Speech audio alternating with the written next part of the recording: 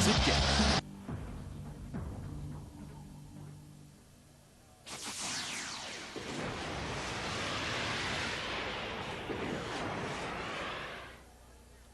We welcome you to the Century Tel Center as tonight the Octagon descends upon Bossier City, Louisiana for the world's greatest mixed martial arts event.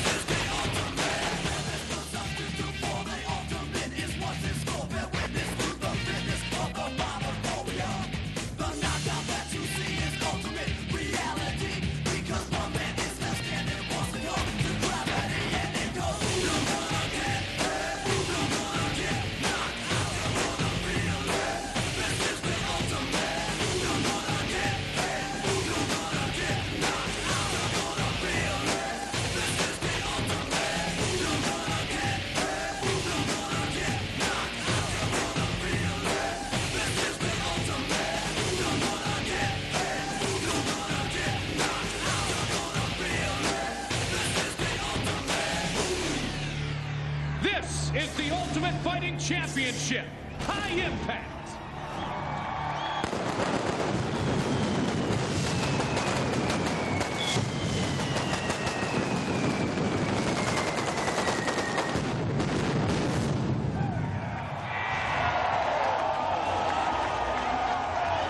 The gates of the Octagon are open as we welcome you to the Deep South, Bossier City, Louisiana.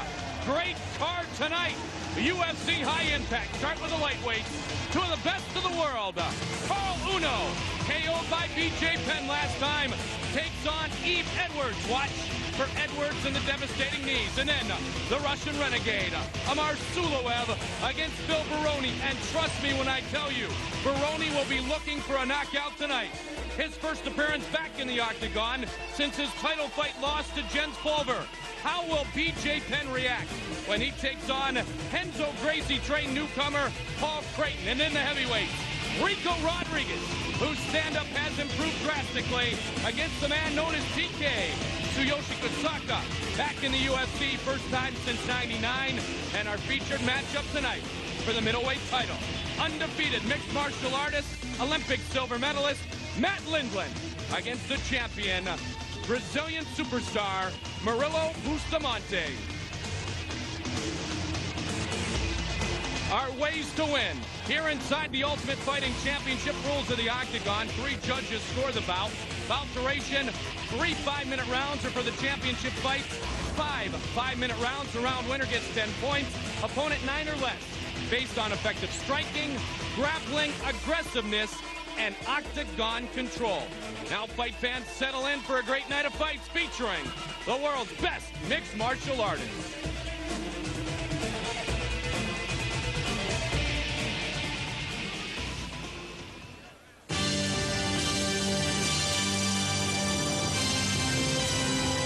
This fight is in the lightweight division, consisting of 3 5-minute rounds.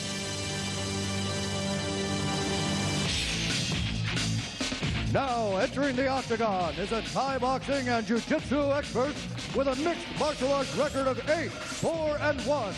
Standing 5 feet 10 inches tall, weighing in at 154 pounds. Fighting out of the Woodlands, Texas. Please welcome Yves Edwards. Yves Edwards set for his second appearance inside the Octagon. His first one didn't go the way he wanted, a split decision loss. But now he's back. He says he's improved. Look out for the knees. He has great submission defense. And tonight, a noticeable and very large reach advantage. Devastating knees, great reach. He says, I have the power. Let's meet his opponent.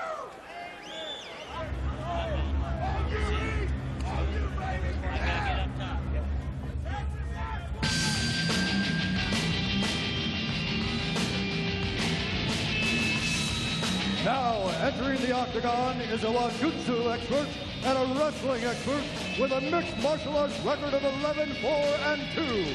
Standing 5 feet 7 inches tall, weighing in at 155 pounds. Fighting out of Kanagawa, Japan. Please welcome Karo Uno.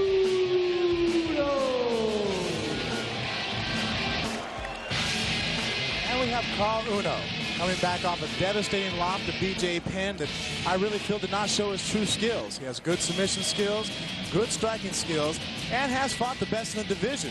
His opponents are anywhere from Jens Pulver to Dean Thomas and even the legendary Rumina Sato. That the voice of heavyweight fighter Frank Mir.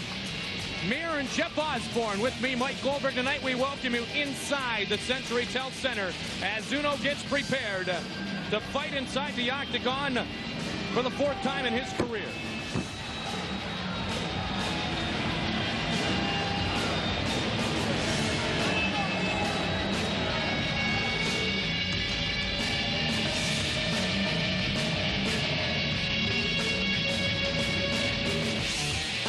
Tape lightweight matchup, Carl Uno, Eve Edwards.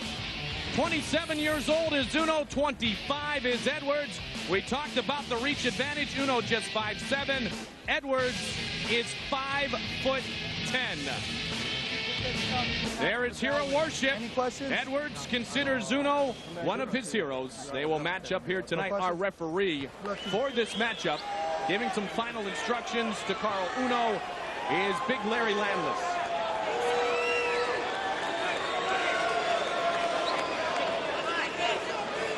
Lightweights to start us out tonight. Are you ready? The gates have been locked. Are you ready? Let's roll. And the Ultimate Fighting Championship number 37 is officially underway. Look at Uno. Different type of strategy. Oh my. Sure is. Mind games as much as anything, huh? And Uno is a masterful player of mind games. Look at him. Curious to see what he's trying to do here. I don't frustrate his opponent. May do make a few judges angry on the other side of that, though. Could cost him. That's called, I guess, giving your back standing up. That redefines giving your back, I suppose. It's almost as if he's setting up for some type of back kick, but I have a feeling that's not what he's doing because he's showing it so much. Edwards just trying to be patient here. Uno trying to get him mentally frustrated early. Trying to make him do something stupid. Look at that. Uno has a lightning fast shot. But Edwards notorious for sprawling. Minnie said he couldn't get that sprawl off on Uno. Now Uno known for that great single leg takedown. Went for it there. Edwards with the long limbs was able to kick the feet out quickly.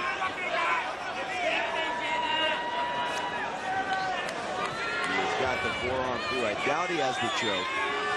Looks more or less like Uno's trying to work what we call a Peterson in wrestling. He's going to go ahead and control the right tricep. And if he's doing what I think he's going to try to do, his right hand will come across and knee tap Eve Edwards' right leg to knock him over. Now, many believe this fight would go at about 110 miles an hour for the entire 15 minutes.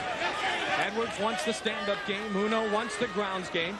You'll be able to score tonight's fights online at www.ufc.tv. Another factor coming in play in this fight. This is the first time Edwards has fought at 155 as they go back to the feet. And there's a nice knee. Edwards, one to the body. First fight at 155 inside the octagon for Edwards. He made his debut in the welterweight division when he was defeated by Matt Serra, losing a split decision. Just the body lock. Uno's last matchup lasted only seconds. The devastating knockout, courtesy of BJ Penn. Uno does have the body lock. He's looking for a leg trip. Definitely trying to get this fight to the ground. Now, undoubtedly, Uno's best showing was the one at the Meadowlands just about a year ago when he defeated Fabiano Iha. Edwards, if given the right opponent, look at those knees to the inside of Eve Edwards. Oh! It hits the ground in a place where Uno probably will be uncomfortable. Edwards is moving him towards the fence. And we've said it many times, the octagon can be used as a weapon. Close guard now. Uno has his opponent, Edwards. Uno working the half guard. Doesn't look like he wants to try to get the full guard back. Staying safe, though, playing it smart. He has double underhooks, controlling the arms of his opponent, trying to avoid any big elbows coming from on top. 1 minute, 30 seconds. Uno likes the chokes and other submissions. Japanese fighter with the great quickness and athleticism. Edwards trying to be cautious, throwing a nice snapping right down. Oh, he almost got the leg through and past the guard. Look at Uno. Underneath the back door, he's going for his back. And there's a position you don't see often, and a nice reversal. Very nice sweep. So now let's see how Uno works from the top. First of 3 scheduled rounds, 5 minutes each. Side mount position now for Carl Uno. Past the guard, and you can see he's not actually in the half guard. He's using that position there, bringing his left leg underneath and over Eves to go ahead and actually establish a mount. He's going to use that as a controlling position to go ahead and make sure that Eves cannot reestablish the guard and pull him back. Uno trying to stay busy here, as Edwards in danger of beating a knee, but he protected the right attempted shot by Uno there. 15 seconds remains in the round, and Edwards, remember, is known to have devastating knees. Combinations by Edwards, trying to leave an impression in the judges' minds here at the end of round number 1. Definitely trying to steal the round there with that flurry. Neither fighter's really done a lot this round, and that might just have won it in the favor of Eves. Still on the other side. Make it work.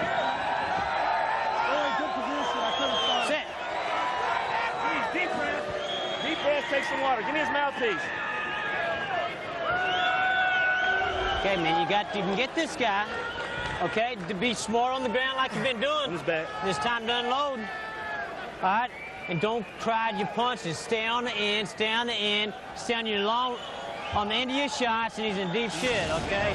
Here we're going to see the Carl Uno sweep. You can see his right arm dug underneath. He's throwing Edwards over the top, going for his back. The sweep actually looks like it was a secondary position. You can see he didn't get the back. Edwards blocked with the wizard. Uno brought him over the top for the sweep. And check it out here. This is where Edwards is known. Those vicious combinations. He'll throw 4, 5, 6 in a row until he connects. Great hip movement, both keeping the hips away from their opponent. Now he trains with Lewis Wood, 6th ranked WBA featherweight. So he's got some strong boxing ability, does Edwards. Let's see if he can utilize it to his advantage here as we get set to begin round 2. Are you ready? Let's roll. Will Uno come out unorthodoxly? Yes, that side showing, if you will, again. I wonder if Edwards, if he threw a big left kick and knock his feet out completely out from underneath him. I think Uno's just trying to bait him. Nice sprawl by Edwards. And Uno's not showing much of his body, which can be hit when he's got just the side showing towards Eve Edwards, because Edwards definitely wants to go toe-to-toe here, Frank. Definitely wants to do that. I think that's Uno's plan up there. Don't give him a figure he's seen every day in training. Turn to the side. Give him something awkward. Give him something to think about besides landing punches on my face. And because of that, as it was in round 1, in round 2, it goes quickly to the ground again. Right where Uno would like to be. Eves is also an accomplished grappler. He's definitely learning how to do so, but his strengths are definitely standing up. Uno realizes this and he's going to take him down to the ground. Now Edwards is set on oftentimes. Carl Uno's one of my 6 favorite fighters in the world, one of my heroes. And some had wondered if he'd be able to get over that almost hero worship of being inside the octagon against Carl Uno and be able to play his game to the highest level. Let's go, Carl. Let's go. Pick it up. Edwards did at the end of round 1 when he threw combinations.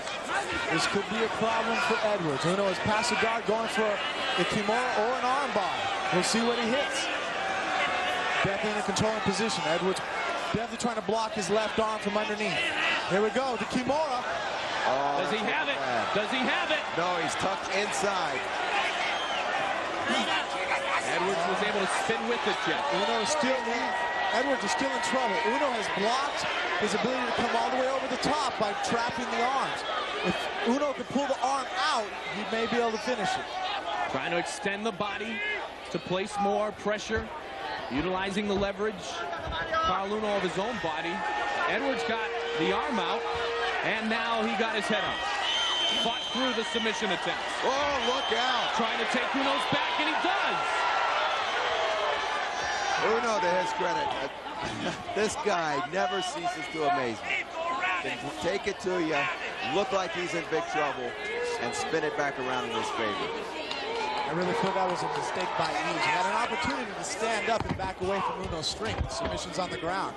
Got a little overconfident there, decided to sink the hooks, and being the less of the ground player of the two is now on his back. Uno with a couple of right forearm shots.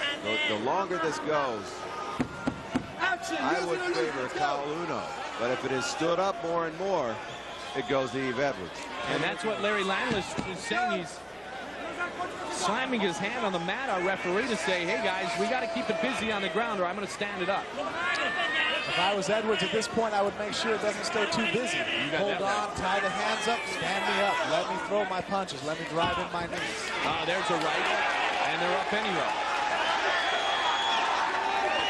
Showing just the side view again.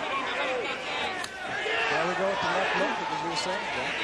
If he can work that, if Uno points the posterior again, he could be completely off balance, not squared up properly with his opponent. Uno tried to come with the left there. Oh, an uppercut, and there's the knee. That connected, single leg by Carl Uno, and he has it again. Tremendous single leg. Quick and tight, very impressive single leg. Give Yves Edwards 1 second with those vicious uppercuts. You start fending off the uppercuts and then come the knees. Uno's playing a great game, keeping away once he feels like he's in trouble. Definitely trying to avoid the strings of Yves Edwards by going to the ground as fast as he can. But as you can see, he didn't blindly dive into Yves Edwards either. He waited for the right opportunity. The strikes were coming and sunk underneath to take him down. Under a minute remains in round number 2. Lightweight matchup, Yves Edwards in the dark shorts, Carl Uno in the white shorts. Stop, let's go on our feet. Back on the feet. The fight will come. Landless steps in. This could be an opportunity for Edwards to win back this round. He's showing more of his body now, guys. A more orthodox look, if you will. But keeps circling the ring. There's a good kick. Edwards shakes it off, picks up the leg to avoid taking the extreme brunt of the punishment. We're definitely going to see now Yves Edwards comes out a little frustrated. He hasn't worked what he wanted to do. Uno is definitely... Oh, we got Carlos Newton.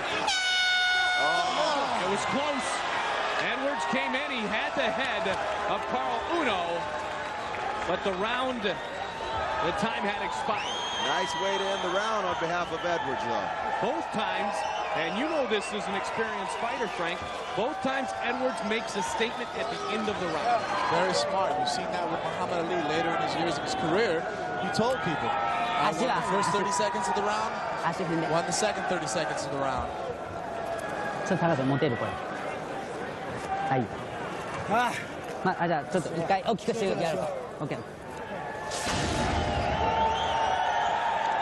Here we see Uno pulling out for the Kimura. Very tight. It looks like he almost had it there. Edwards, being a warrior, definitely getting up and covering his hand. By covering his hand with his left hip, he stopped the hand from being able to progress forward, and it means keeping him from being submitted. And here's the end of the round with just about 4 seconds left. Edwards, there you see him pushing the hips forward. Breaks at the buzzer and ends it that way. A book out of Newton's strategy there, huh? You ready? Are you ready? Are you ready? Let's roll. Here we go, third and final round. close fight right now. Edwards with the statements both times late. Majority of the fight, though, has been taking place down on the mat. Deep leg kick by Edwards. Edwards again. Just a little tap to try to throw Uno off a bit. Uno with a straight right. Edwards just missed. Uno ducked underneath the kick again. Oh, back with the hooks in.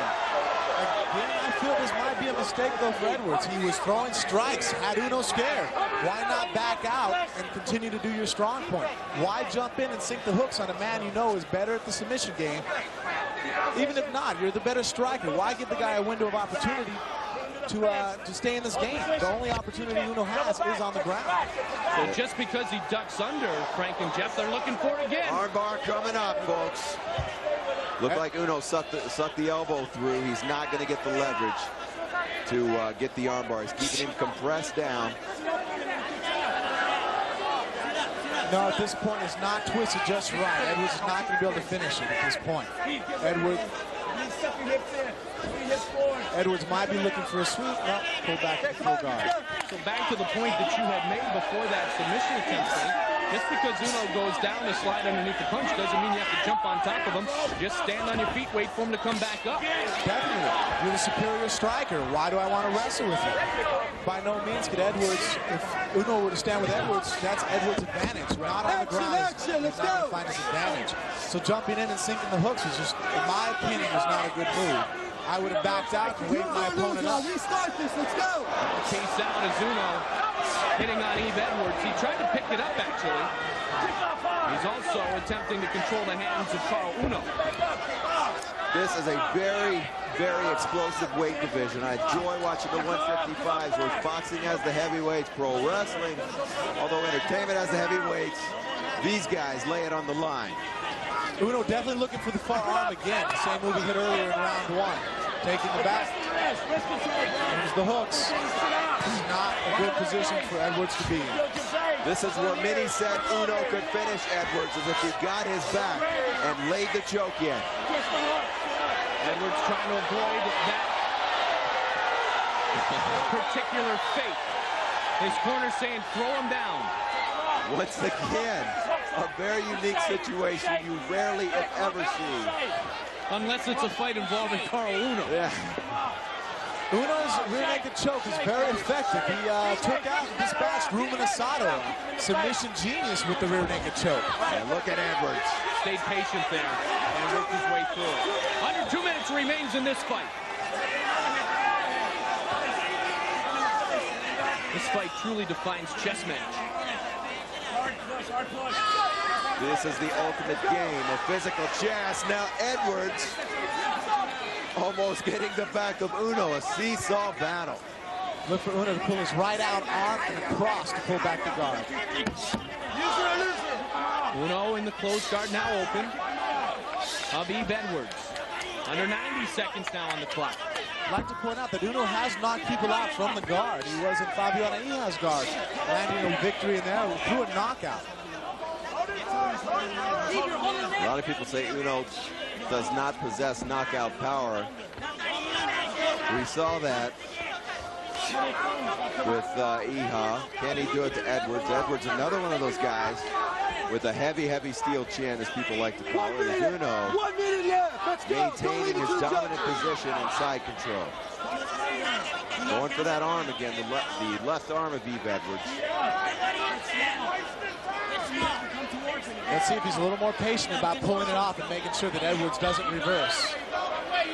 Uno really trying to go for it here. 40 seconds remain. That's exactly what Edwards has to do. He has to force his far shoulder back to the mat to escape that move. And he does. Now on their feet. Timeout. They'll replace the mouthpiece. Watch this. It gets washed and they go. And Edwards needs to explode. Right here. Right there. Uno knows that, though. Yo! This is Eve Edwards' big opportunity with under a minute remaining. About 30 seconds now. Combination. Uno goes down. Force him to get up again, Frank, right? That's what I say. But at this point, it wasn't really his choice. It was a good shot. timed at the right opportunity to take him down. Edwards didn't have much of a choice there in that situation to go to the ground. 10 seconds! Final 10 seconds of the round. Definitely where Uno wants to finish it. No chances to be taken if he keeps it on the ground. Don't let Edwards stand up. Good matchup, goes the distance. And we will render a judge's decision in our first fight of the night.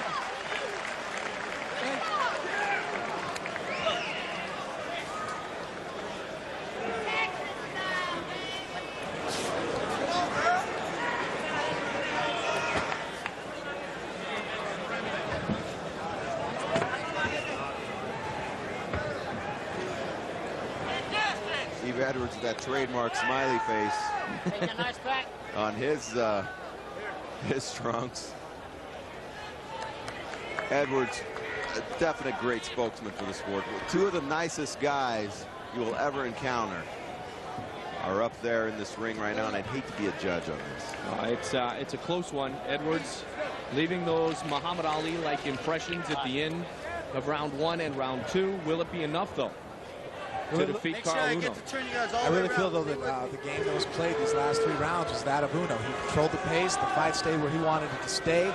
And the only time Edwards was effective was in tiny glimpses. Other than that, it looked like Uno really controlled the match from the opening bell until closing in.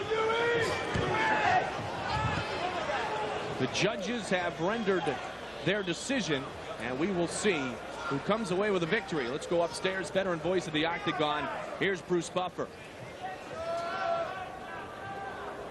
Ladies and gentlemen, after 3 rounds, we go to the judges' scorecards for a decision. Judge Marcos Rosales scores it 29-28 Uno. Judge Cecil Peoples scores it 30-29 Uno. And Judge Jeff Mullins scores it 29-28, winner by unanimous decision, Carl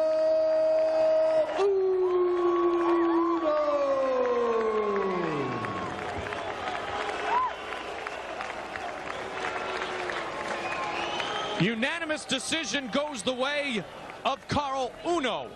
And so Uno victorious in his matchup against Yves Edwards. And as Frank pointed out, the fight truly took place in the world that Uno, on most occasions, is able to dominate. And he did indeed the ground game there. Jeffy got the fight to where he wanted it to be. Yes, he did. A close one. But Uno pulling it out, getting the dominance, more dominant positions, great submission attempts. And he goes home with the victory in his pocket tonight. So Carl Uno defeats Yves Edwards.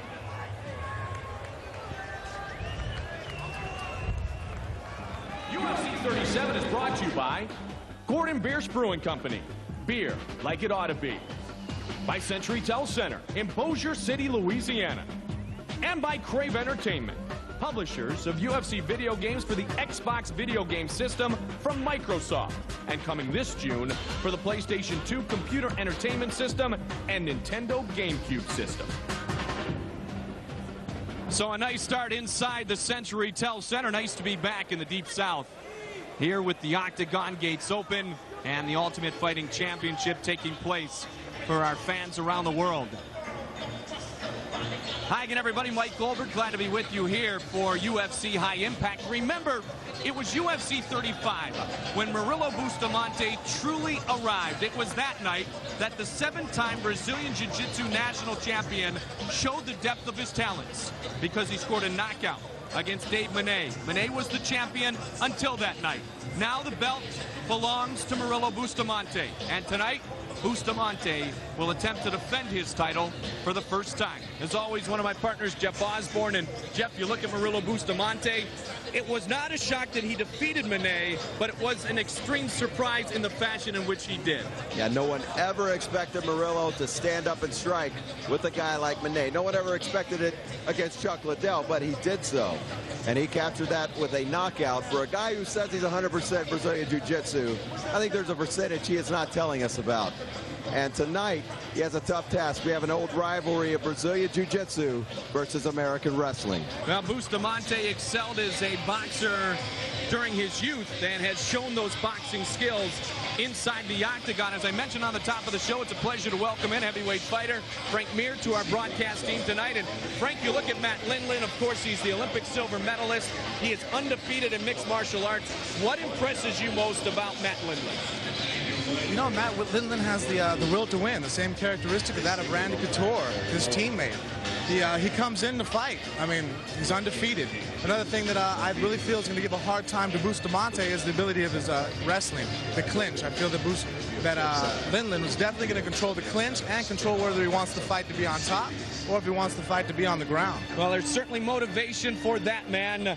Matt Lindland, twice in his life he has finished second at the World Championships and, of course, at the Olympic Games in Sydney, Australia in 2000. Both times in wrestling, losing by a single point. So tonight is the opportunity that Lindland once again. Will the third time be a charm? Will he be a world champion for the first time? Or will Murilo Bustamante have the opportunity to defend his title? Good start to the night and more action coming your way here from Louisiana.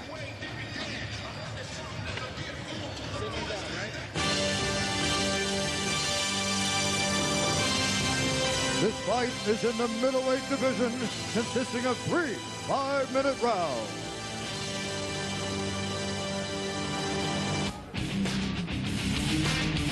Now entering the octagon is a kickboxing expert with a mixed martial arts record of 36, 5-0.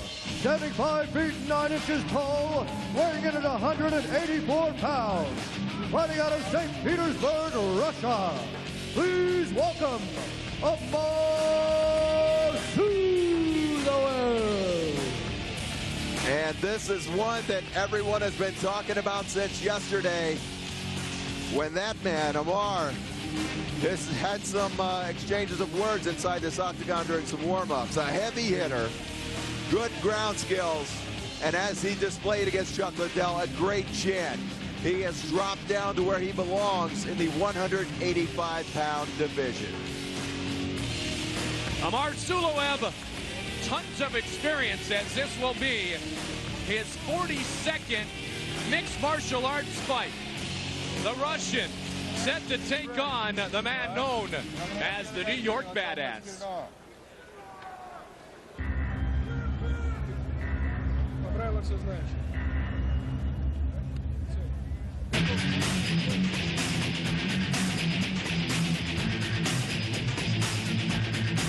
Now entering the octagon is a boxing and wrestling expert. He holds a mixed martial arts record of 4-1-0.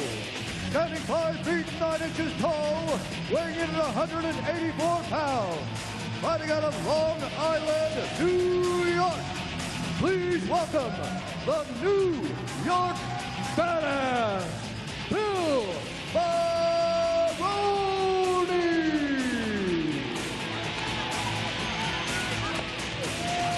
We have Phil Baroni, an All-American wrestler who likes to throw leather. He will throw bombs. I personally trained with Phil, and I can tell you one thing about him. He's going to bring intensity to this match.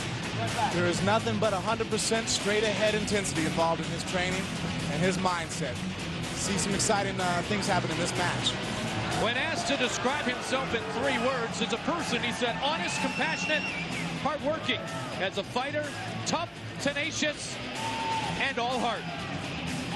Phil Baroni, Amar Sulawev. Tail of the tape looks like this. Just 1 year separates the 2 fighters. Everything else is absolutely even. Baroni now fighting with the Las Vegas Combat Club, as Frank talked about. It has been reported he is training like he has never trained before. And I can definitely attest to that ability.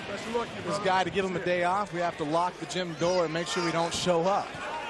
Baroni set to go. Our referee, Big John McCarthy. All right, here we go, here we go. Are you ready? Are you ready? Let's get it on, come on. Baroni definitely wants to make a statement here tonight.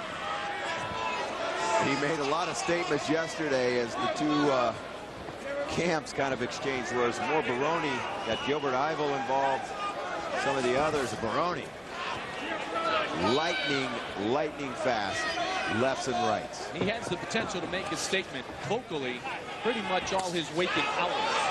Not afraid to voice his opinion. Not afraid to be heard. He wants to be heard in different ways, though. And he wants to be considered one of the top fighters in the world. Taking on a very intelligent and experienced fighter here in Amar Suloev. Definitely that. Suloev is nobody to be overlooked. Extremely canny, very savvy fighter. Lots of experience. And when he's trying to step in, Suloev steps back. Baroni smiling at him. A lot of taunting by Phil Baroni. And we said earlier today, Suloev definitely has an advantage in the kick department. Suloev has knockout power. He still feels his hands are his most dangerous weapons. The feet and the legs, as you talked about. He's got that kickboxing experience. This one may stay right where it is for the majority of the time, in which it's scheduled for 3 5-minute rounds. Baroni has been throwing leg kicks. That's twice in this fight. He landed the first. Look at Suloev coming in with a 1-2. And the high kick, he slipped, and it was blocked by Phil Baroni. Suloev, flying knee. And Baroni clinches on, and there's a right that connects. A high kick again. Suloev pushing the pace down. And Baroni grabs on. Another knee, and that's a foul. McCarthy steps in. Baroni trying to push through. Timeout called. Illegal move stunned Baroni. You can see that. He was still trying to engage the fight. Cannot knee on the ground. He needed to their head. Cannot knee it down the opponent. He cannot knee to the ground. That was blatant. He was head to the ground. Suck it up. It's time. Get your butt back to your corner. We have one foul. One foul on Suloev. Knee to the head on the ground. One foul. So the foul has been assessed. Get over here. You all right to go? Are you okay to go? Talk to me right now. You want another minute? Another minute, don't stop the fight. You want another time? You need time to continue. Here we go. Phil Baroni took a little moment. He said, no, I'm good. That knee caught him. That knee stunned him. I can't believe Baroni came back from that knee. Look at the exchanges here. And down goes Baroni. A beautiful throw by Amar. Going for the armbar. Baroni gets up. And now Baroni raining down rights. Nice guard pass. A testament to good jiu-jitsu training. Look at him avoid that armbar. Training with your coach, Ricardo Perez from Vegas now. A little biased on my side. Explosive. The one thing I can't say about Baroni, that proved the guy has a chin. He took a knee straight to the face. He told me yesterday, as soon as I get past tomorrow, I want a rematch with Lindland. I will show you the real Phil Baroni this time. I'm for real, I've been training, and I am ready. He says he's in 10 times better shape than he was in the Lindland fight. And look at the right. He's showing the rights now. Raining it down. He is out. McCarthy stopped the fight. Phil Baroni is victorious. Big John McCarthy stops the fight. And Baroni has knocked out Amar Suloev.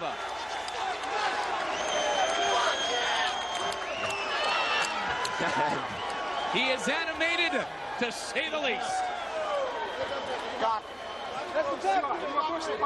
And Amar took right after right after right after right, and his hands dropped. A great stoppage. And Baroni did exactly what he said he was going to do. That's a lot of heart. A lot of people in the same situation, hit with an illegal move that would have knocked out just about anybody in the world, and asked, do you want to continue the fight? Very well the possibility that it's a no contest at this point. Given a way to back out, chose to continue on. Didn't even take his minute rest, and he was allowed it to recover. He said, no, I'm back in there. You know, it's interesting because there was uncertainty in his voice there, Frank. We could see it, we could hear it. There was uncertainty in his eyes. And now the man whose eyes are just halfway open are the eyes of Amar Suloev. Baroni really fought through, and he reigns victorious. And Suloev's eye cut badly, a lot of swelling. Looks like he got cut on the cauliflower ear as well. Take a look back. And what transpired? Here is that knee. 3 Bam. points down on the ground. That was blatant. And Baroni takes the knee and drives forward. And he was trying to drive through John McCarthy there, and then the end of the fight. Here we go, Baroni on top. Very powerful human being. Here he is in the half guard, establishing the position, raining down the heavy hands that he has. Look at the power. The foot is up, driving in. Hammering, hammering. Great stoppage by McCarthy. Yeah, he's the best in the business. The hands dropped and it was all over. Man, oh man. Baroni fought through adversity. Could have taken more time to regain his composure. Instead, he dominates the fight and defeats Samar Suluev. Bruce Buffer. Ladies and gentlemen, the referee has stopped this bout due to a knockout at 2 minutes, 55 seconds of the very first round. For the winner, the New York Badass, Phil Baroni.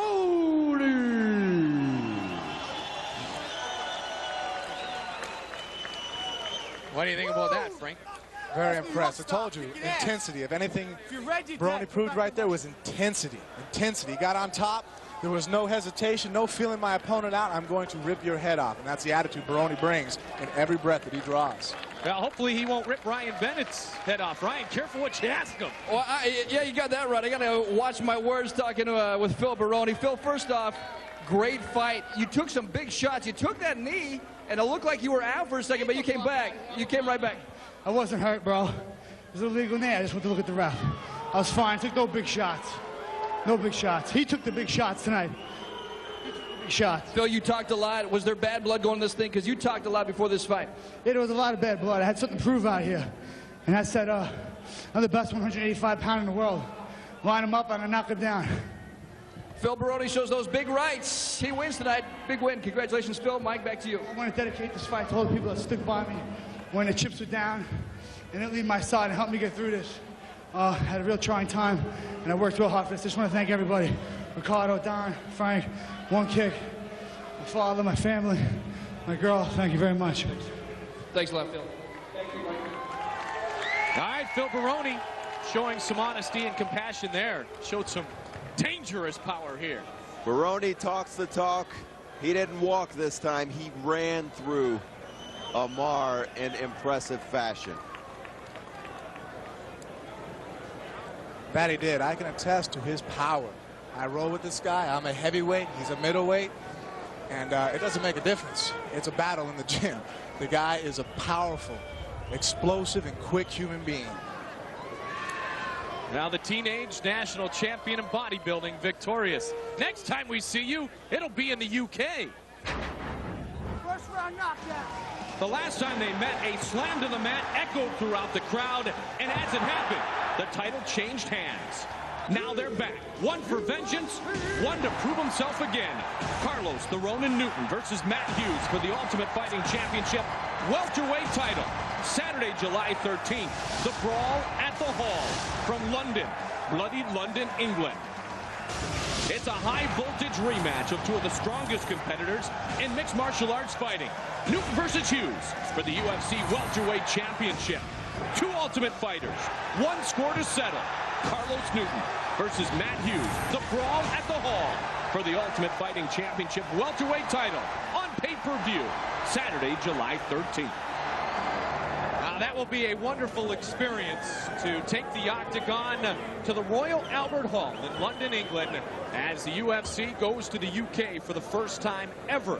Carlos Newton and Matt Hughes, the headliner that evening, Saturday, July 13th on pay-per-view. We should also mention tonight is a UFC first, as our show is airing live in Japan on the Wow Wow Network. So we welcome in our Japanese fight fans tonight, and we will want to be welcomed in England in July.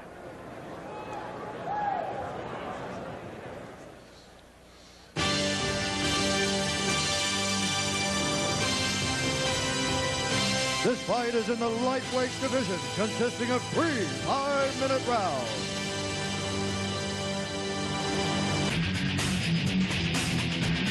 Now entering the octagon is a Brazilian jiu-jitsu expert with a mixed martial arts record of 5-0-0. standing 5 feet 6 inches tall, weighing in at 154 pounds. Fighting out of Manhattan, New York, please welcome Paul Creighton. And we have Paul Creighton as a wrestling background. In fact, he was the Junior Olympic National Champion in wrestling. He will be able to do very good jiu-jitsu tonight. He is a student under Renzo Gracie, which he will be using tonight in his match. Saw Paul Creighton in the locker room prior to this, his UFC debut. I said, could they give you a tougher start? And it's like, you know, the olden days, going to Lambeau Field in mid-December to play Lombardi's Packers. And he kind of smiled. He was loose. He said, I'm ready, I'm excited, and I will welcome this opportunity to fight this man.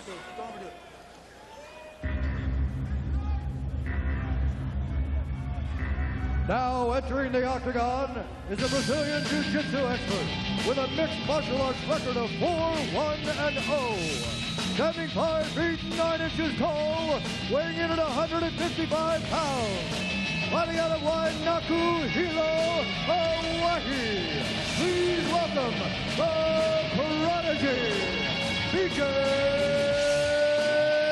Penn. And tell me he doesn't look ready.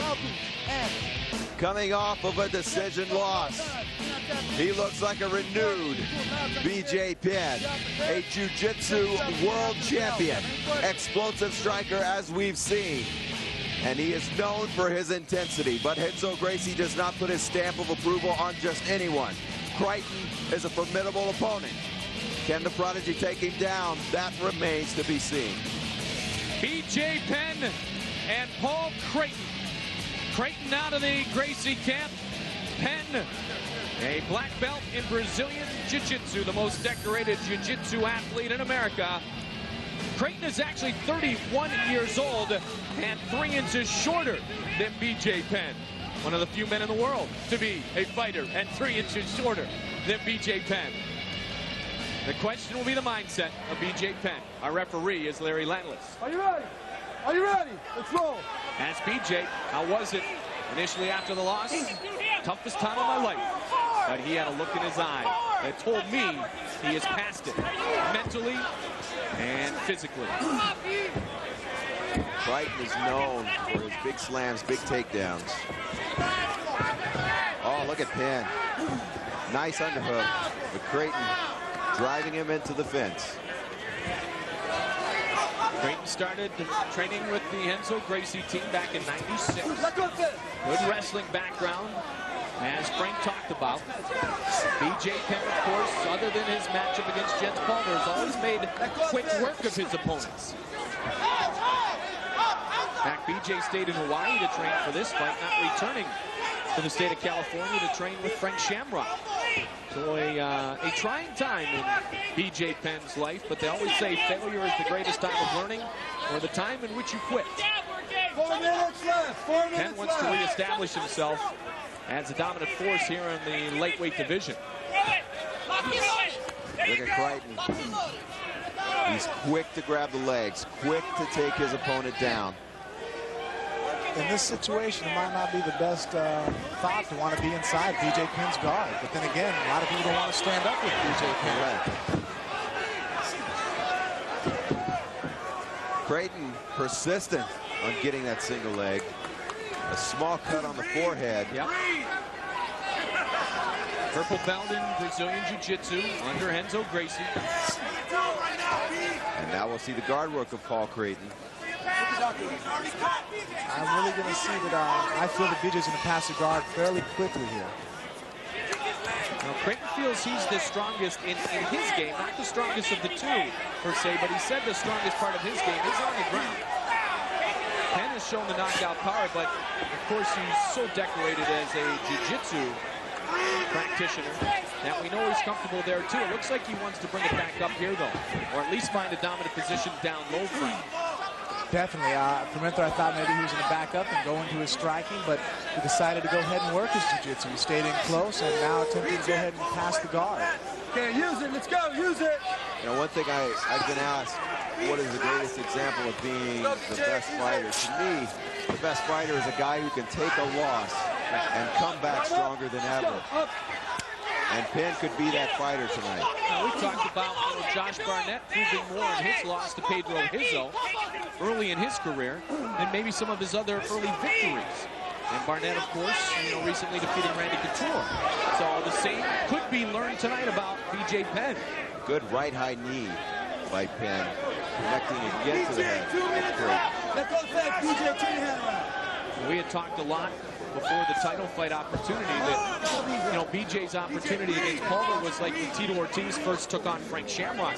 Wasn't too quick, wasn't too early, because Tito had rolled through opponents, as had BJ. Didn't quite understand the whole game. Well, now he's been defeated. And I'm going to guess he understands it more than he ever did before. Definitely. That loss that Tito Ortiz experienced actually was probably the worst nightmare for most of Tito Ortiz's opponents. After that fight, Tito was a different man. I mean, he was a talented athlete before that, and after that, he's a monster. He's rolling through people now better than he ever did before. Tito, of course, coming off the knee injury. He is in attendance tonight. The recovery process going well, he told me, so I know fight fans anxious to see Tito Ortiz back in the octagon. He spoke of the explosiveness. Look at that, single leg. Single leg, but Penn delivering some rights during that takedown attempt. He has not been able to get a clean. Oh, there it is, finally. 1 minute! But he ate something on the way down. Half guard position. Man, this weight division, you have Dean Thomas, who's also healing an injury. Matt Serra, BJ Penn, Creighton. We just saw Uno. Rumors of a Ruben Asado possibly even joining the mix. Title is vacant, present day. Everyone a contender, trying to move up to the top of that ladder. And Penn wanting to utilize the knees. He looks over to his corner with under 30 seconds remaining. Penn looking very much in control. But look at his face. We didn't think he was in a fight right now. Yeah. Very composed. Last time it was a question if he could go 5 rounds, and he did so. And now he approaches the end of the first. Up against the fence with Creighton. Let it go. Throwing some blows. Yeah, and this one is scheduled for only 3 5-minute rounds. And Penn said after going the distance the last time, he said to one of the UFC vice presidents, our matchmaker Joe Silva, many times, hey, 5 rounds wasn't so bad. 5 rounds wasn't so bad. So mentally, he learned a bit about himself that night as we listened into his corner. Hey, very nice, okay? Very nice work. Okay, you bring the stand up a little bit. You remember, you can kick BJ. When he sits outside, just outside of punching range, you kick, okay? Okay? Good. Beautiful fight. Don't wait. Actually, it might have been the fence that opened the cut on the forehead of Paul Creighton. See if we can see it get dragged here. Yeah, there it is. Ouch. Lucky score for BJ Penn. Yeah. To his advantage. The cut made it look like he actually did a blow. Good, okay? Great work by our camera crew, our production crew here. Octagon gates open. Beautiful sights throughout Bossier City, Louisiana. UFC High Impact. Such great fans of this sport of mixed martial arts here in the southern part of the U.S. And always gracious hosts. Are you ready? Let's roll. Round 2. He talked about what does Creighton have to lose with this fight. Right. He has everything to gain, nothing to lose. Taking this fight on short notice. And Penn launching the knees in again. Absolutely right about Paul having nothing to lose. Sometimes early in your career, just going the distance with the champ is a great accomplishment in itself, Yeah, especially a champion of the caliber of Penn. I think you may know something about that. Your first time in the octagon. Exactly. You had said to us this morning you were more nervous for your second fight than you were your first. Very rightfully so. My very first fight was against a black belt jiu-jitsu world champion. I was by no means considered a favorite in that fight. Coming out and submitting him so quickly. My second fight, actually, the reason I was more nervous was I wanted to prove to everybody it wasn't a fluke. Anybody can get lucky once. Hey, Quad's a little more convincing than I looked at a third time. You'll have that chance coming up at the Royal Albert Hall. But the crowd will be against you that night. And take on Ian Freeman from Sunderland, England. Frank Mir, nice enough to join us in the broadcast booth tonight. Jeff Osborne, Mike Goldberg, Ryan Bennett, glad to be with you. As B.J. Penn looks to up his record to 4-1 in the UFC. During the break, Penn's corner said, "You can kick, BJ, you can kick." He went high there. Almost backfired on him, but Penn has been dominant thus far. 3:30 left. 3:30. Well, we've gone to the second round again for B.J. Penn. After finishing Joey Gilbert in just under 5 minutes. Dean Thomas in 2 minutes and 42 seconds, and Taro Uno in 11 seconds. And now Penn connects with the right.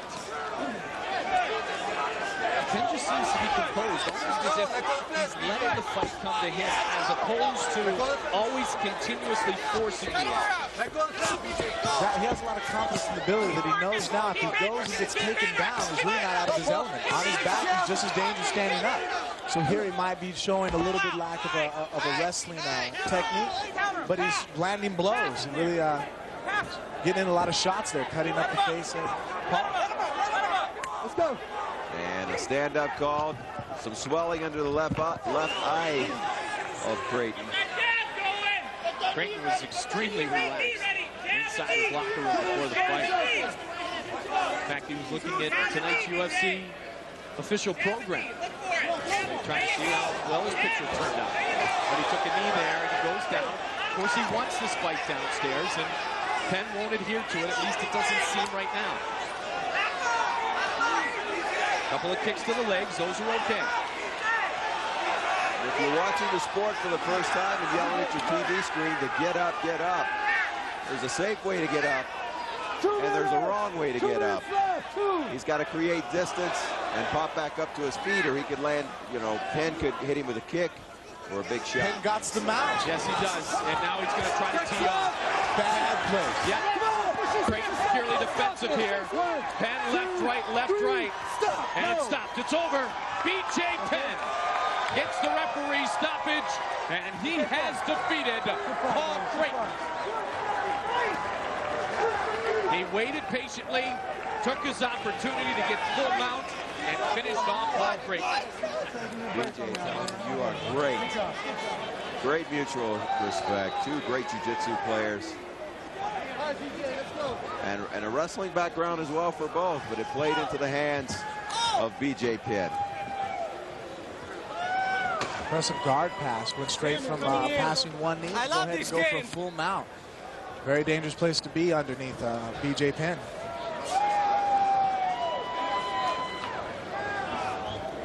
He's extremely patient and composed, and he took advantage here. Here we have B.J. passing the knee. He was already halfway through the guard, got the mount, realizes his opponent, he has a height advantage, holds a tight mount, just rains down punches, going for damage. A lot of people might feel that maybe Paul should have extended his hand to block a punch, but in doing so, he'd opened himself up for a submission. Not a lot you can do from down there. Now, the fight had gone to a point where Creighton could not intelligently defend himself, and he loses for the first time, Paul Creighton, in his mixed martial arts career.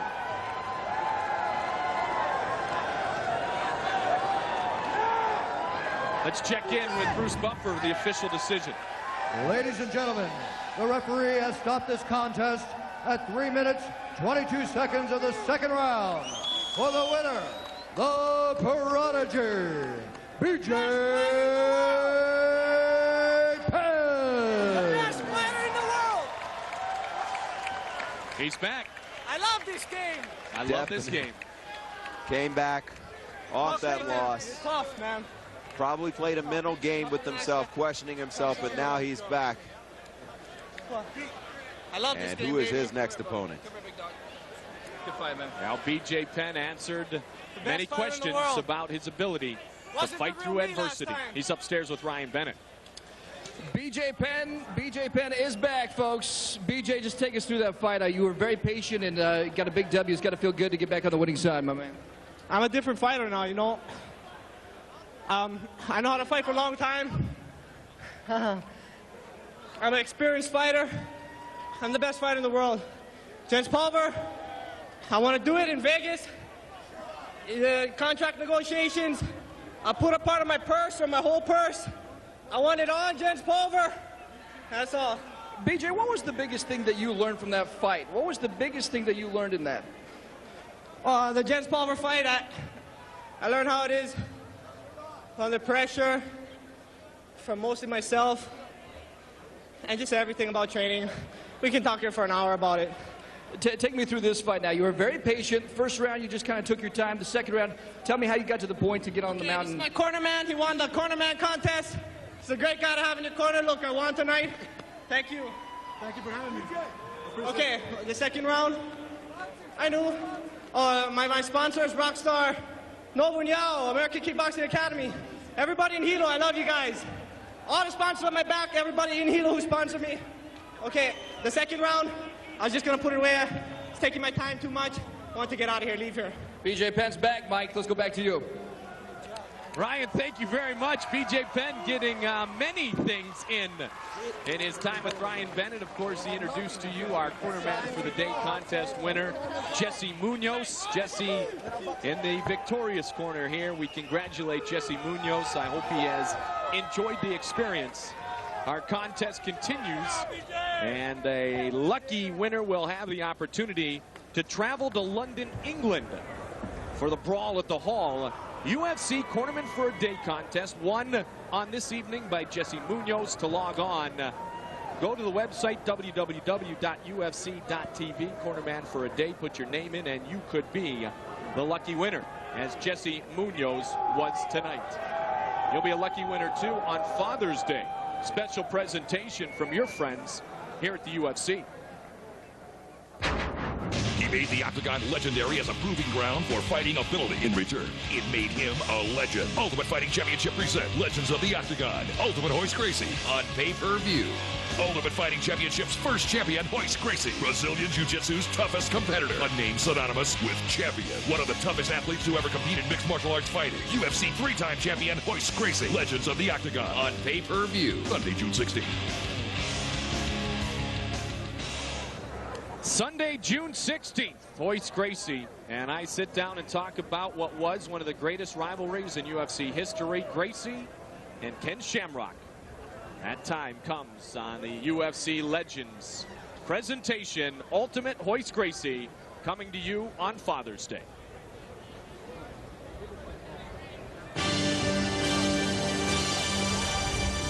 This fight is in the heavyweight division, consisting of 3 5-minute rounds.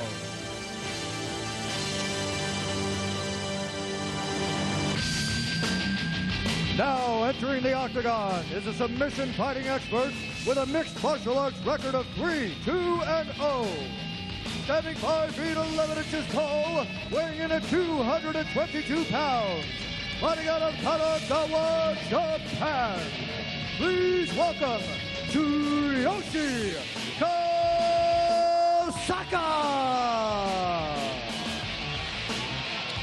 And we have Tsuyoshi Kosaka, better known as TK. Well-versed in submissions, great endurance, excellent throws. He's even thrown people like Randy Couture in the ring. Do not overlook this man's judo. Black belt in the Kodokan from Japan, and has great endurance. Trains with Maurice Smith, known for his endurance. In Japanese, Tsuyoshi means brave man. And that is one brave man. We saw him show all his guts in the loss to Boss Rutten. And he returns, does TK to the octagon for the first time since 1999. Yep.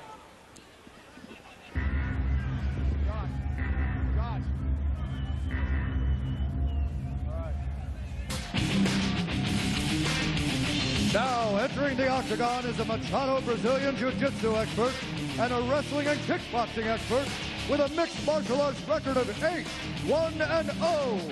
Standing 6 feet 3 inches tall, weighing in at 250 pounds. Fighting out of Las Vegas, Nevada. Please welcome Rico Suave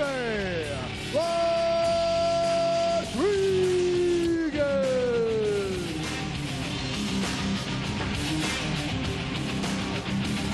Rico Rodriguez sporting the Fairtex vest. We've seen him several times in the octagon, and each time he improves he's a submission wrestling champion. He improves those stand-up skills. And he says his endurance is improved. Training and boxing with Don House. And of course, that man on the right of your screen, UFC champ, Tito Ortiz. The light heavyweight champion in the corner, Team Punishment, represented tonight by Rico Suave Rodriguez. He has been vocal prior to this fight, as usual, but he wants to back it up and move to 4-0. Tail of the tape, Rodriguez against TK. TK is 8 years older. Rodriguez has a reach advantage. He comes in just under 250 pounds. Maurice Smith told me to watch out for the new and improved TK guard. This is a great matchup in the heavyweight division. TK Tsuyoshi Kosaka. Extremely popular in Japan, extremely well respected around the world. The heart of a lion, and the fans have traveled overseas to support TK Tsuyoshi Kosaka. Josh Barnett in the corner of Kosaka. Team synergy with Maurice Smith. John McCarthy will be our referee in this matchup. Maurice doing a little house cleaning as Kosaka gets set. Mo will do it all. And there's Rodriguez. All right, here we go. Are you ready? Are you ready? Let's get it on. Come on, guys. Show your stuff. Rico has been a headliner here recently for many of his statements. He wants to make a statement here inside the octagon tonight. And TK with a takedown. Wanted to go for that throw. Rodriguez looking to make his impact in the heavyweight division. Frank Mir sitting alongside us. Also in that division. And Rodriguez gets himself to his feet and a big knee to the midsection. Now Rodriguez has defeated Orlovsky, Pete Williams, and Jeff Monson. One by referee stoppage, two by TKO. So really all by TKOs. And Rodriguez, a self-promoter. There's no question about that. What a likable guy. Oh, down TK. Big time throw there against the judo expert. Very impressive. Good wrestling. And how's that for a twist of styles there? Rodriguez had him at his feet about 3 feet off the air, landing viciously on the ground. Rodriguez is so well trained and so experienced from training in Tokyo with Sakuraba and being the only American member of the Takata Dojo team to Tito and Chuck Liddell. And look at him try to work here. TK looking for an arm of Rodriguez to Mark Kerr and then the Machado brothers now in Las Vegas. A big weight advantage, and he utilizes that weight. There's a forearm shot in the face of Kosaka. Watch, he'll push off on the face and just let it roll down with that forearm. Rico says he's definitely looking for a submission. Former Abu Dhabi champion. Beat Nogueira there on one of the occasions his trip overseas when he tapped. So we know his submissions are excellent. Looking for the Americana. Top wrist lock. Kosaka is not a hard man to break. You have to wear him down, and look for that opening. TK not utilizing the TK guard. Full mount now for Rico Rodriguez. Trying to get the arms inside to deliver some punishment from this member of Team Punishment. Kosaka going for the leg lock. Rodriguez gets out. Rodriguez wants to keep it down. And he comes right in on TK again. A little unorthodox move there from TK to escape the mount. Almost looked like he put his foot in danger, and then turning went for Rico's foot. Impressively got out of the mount, but now he's in the side, cross side. Only loss in his mixed martial arts career. Rodriguez, that is, was the first fight of his career against Bobby Hoffman. He's reeled off 8 straight victories since. Looking for arm. Does he have it? TK spins out of it. That was so close. He is notorious for those beautiful escapes. And that is a prime example of don't count Kosaka out. You could see the grimace on the face of Kosaka. A lot of impressive escapes tonight when it comes to submissions, aren't we? Well, you brought up Houdini early. Some part of him or his aura is in this building tonight, Frank. That was a very tight arm bar, done textbookly correct, and somehow TK found a way to jump over the leg and come up and reverse it. Good round one for Rico Rodriguez. I think the weight is definitely going to come into play. Rodriguez great at basing himself out, utilizing his weight.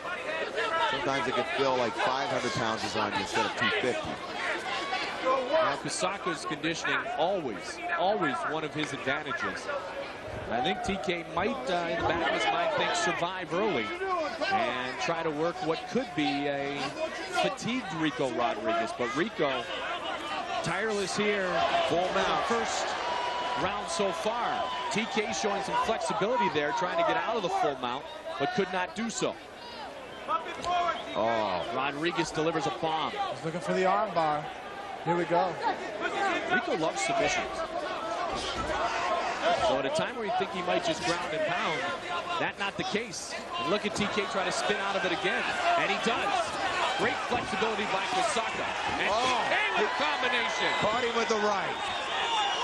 He's got to watch out because Rodriguez threw him from here just a few minutes ago. Not that time. At least the first attempt. And be careful at spending all of that energy. It takes a lot to lift a man like Kosaka off the ground. Now the round's going to conclude. Rodriguez should get many of the votes. Online scoring, www.ufc.tv. Good recovery from Kosaka. Really good job. Really good job. You want some water? Definitely going to be able to test Kosaka's endurance here. Right. Good job. Pretty much all the first round, he ended up underneath of a very much larger opponent than him. Good job, baby. You're doing good. You're doing really good.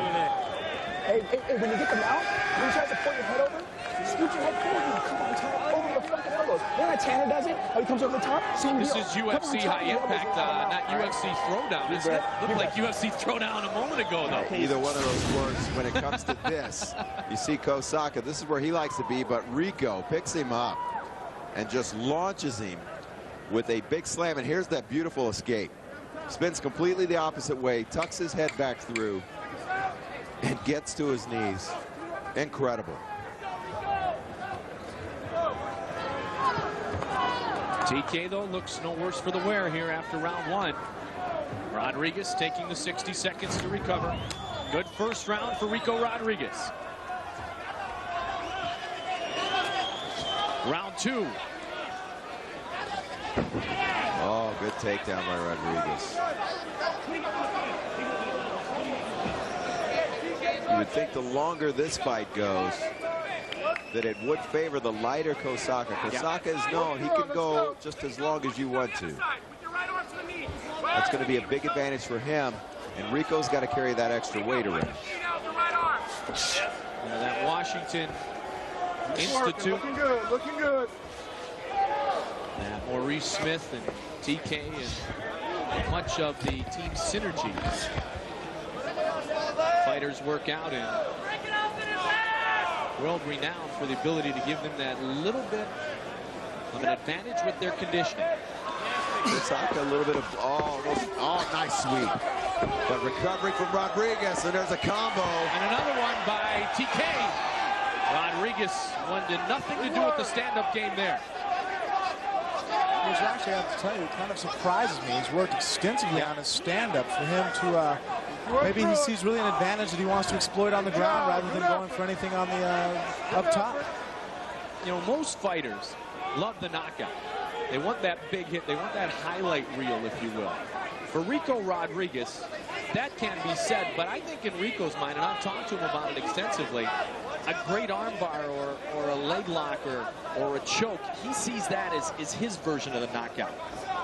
I have to agree there. I'm also in the same line of thought as Rico, being primarily a strong jiu-jitsu background and influence in my own fight game. So to me, a submission is definitely more exciting than the knockout. It's as glamorous as you said, if not more so. I think it takes a little more skill to lock an opponent up. A little more technique, more placement, more timing. I've seen people get lucky and knock someone out. I've never seen anybody get lucky in trying to. Great point. Listen into the corner of Tito Ortiz. Rain forearms. Rain the forearms down. Drop the nose on it. Drop it. Forearms, Rico, forearms. One after another. One after another. Punish him. Come on, Rico. That's it. That's it. Come on, work. Again, Rico. Tito calling for the forearms. Rico trying to drain some in on TK. Work the eye. Keep it up. Looked like Rico's going for his face smother there. Really not at that. Does not really submit a lot of opponents, but will drain a lot of life out of you. You can't breathe for 5-6 seconds when this style of a fight, and you're going to feel it. And those forearms are taking their toll on the right side, or the left side rather, of Tsuyoshi Kosaka's face. You know, we spoke of submissions ago. In some organizations such as Shuro in Japan, submissions, catches as they're called, you get the arm fully extended or a choke in, just, oh, there's some forearms. If you get a submission closely, it's just as good as a knockdown in boxing. There's some raining of rights and lefts.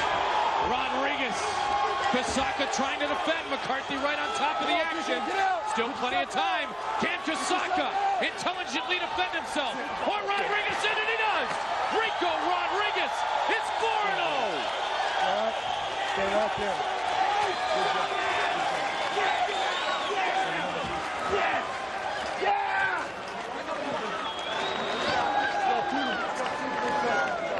Another TKO for Rico Rodriguez.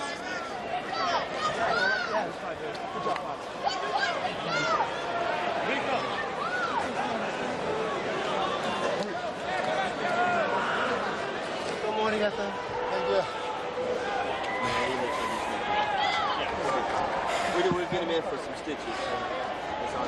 Now Rico has talked about title shots. And talked, as he will admit, about title shots. We don't have a thank you, sir. Someone give me a question all the time. You talk, you got to walk the walk. He ran again, didn't he, Jeff? He's doing it. I mean, Kosaka, a very resilient fighter. Was giving Rico a lot of trouble throughout that. Once he got that dominant position and started raining the forearm shots and raining the punches down. Here we see it one square on the chin. Kosaka continually defending himself, trying to buck him forward, buck him off, but to no avail, as there you see it. And Big John right in on top of the action, stops it. Another look at it. Shot after shot, although he is defending himself in the best interest of the fighter. Big John McCarthy steps in, breaks it up, and we have a winner in Rico Rodriguez. He is 4-0 inside the octagon. For the official word, the veteran voice of the UFC, Mr. Bruce Buffer. Ladies and gentlemen, the referee has stopped this contest at 3 minutes, 25 seconds of the second round. For the winner, Rico Rodriguez.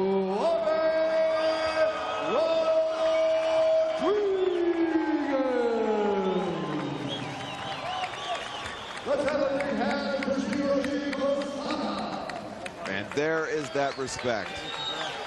I don't think that kind of respect is seen in any other sport than the sport of mixed martial arts. They'll go out and have a drink later tonight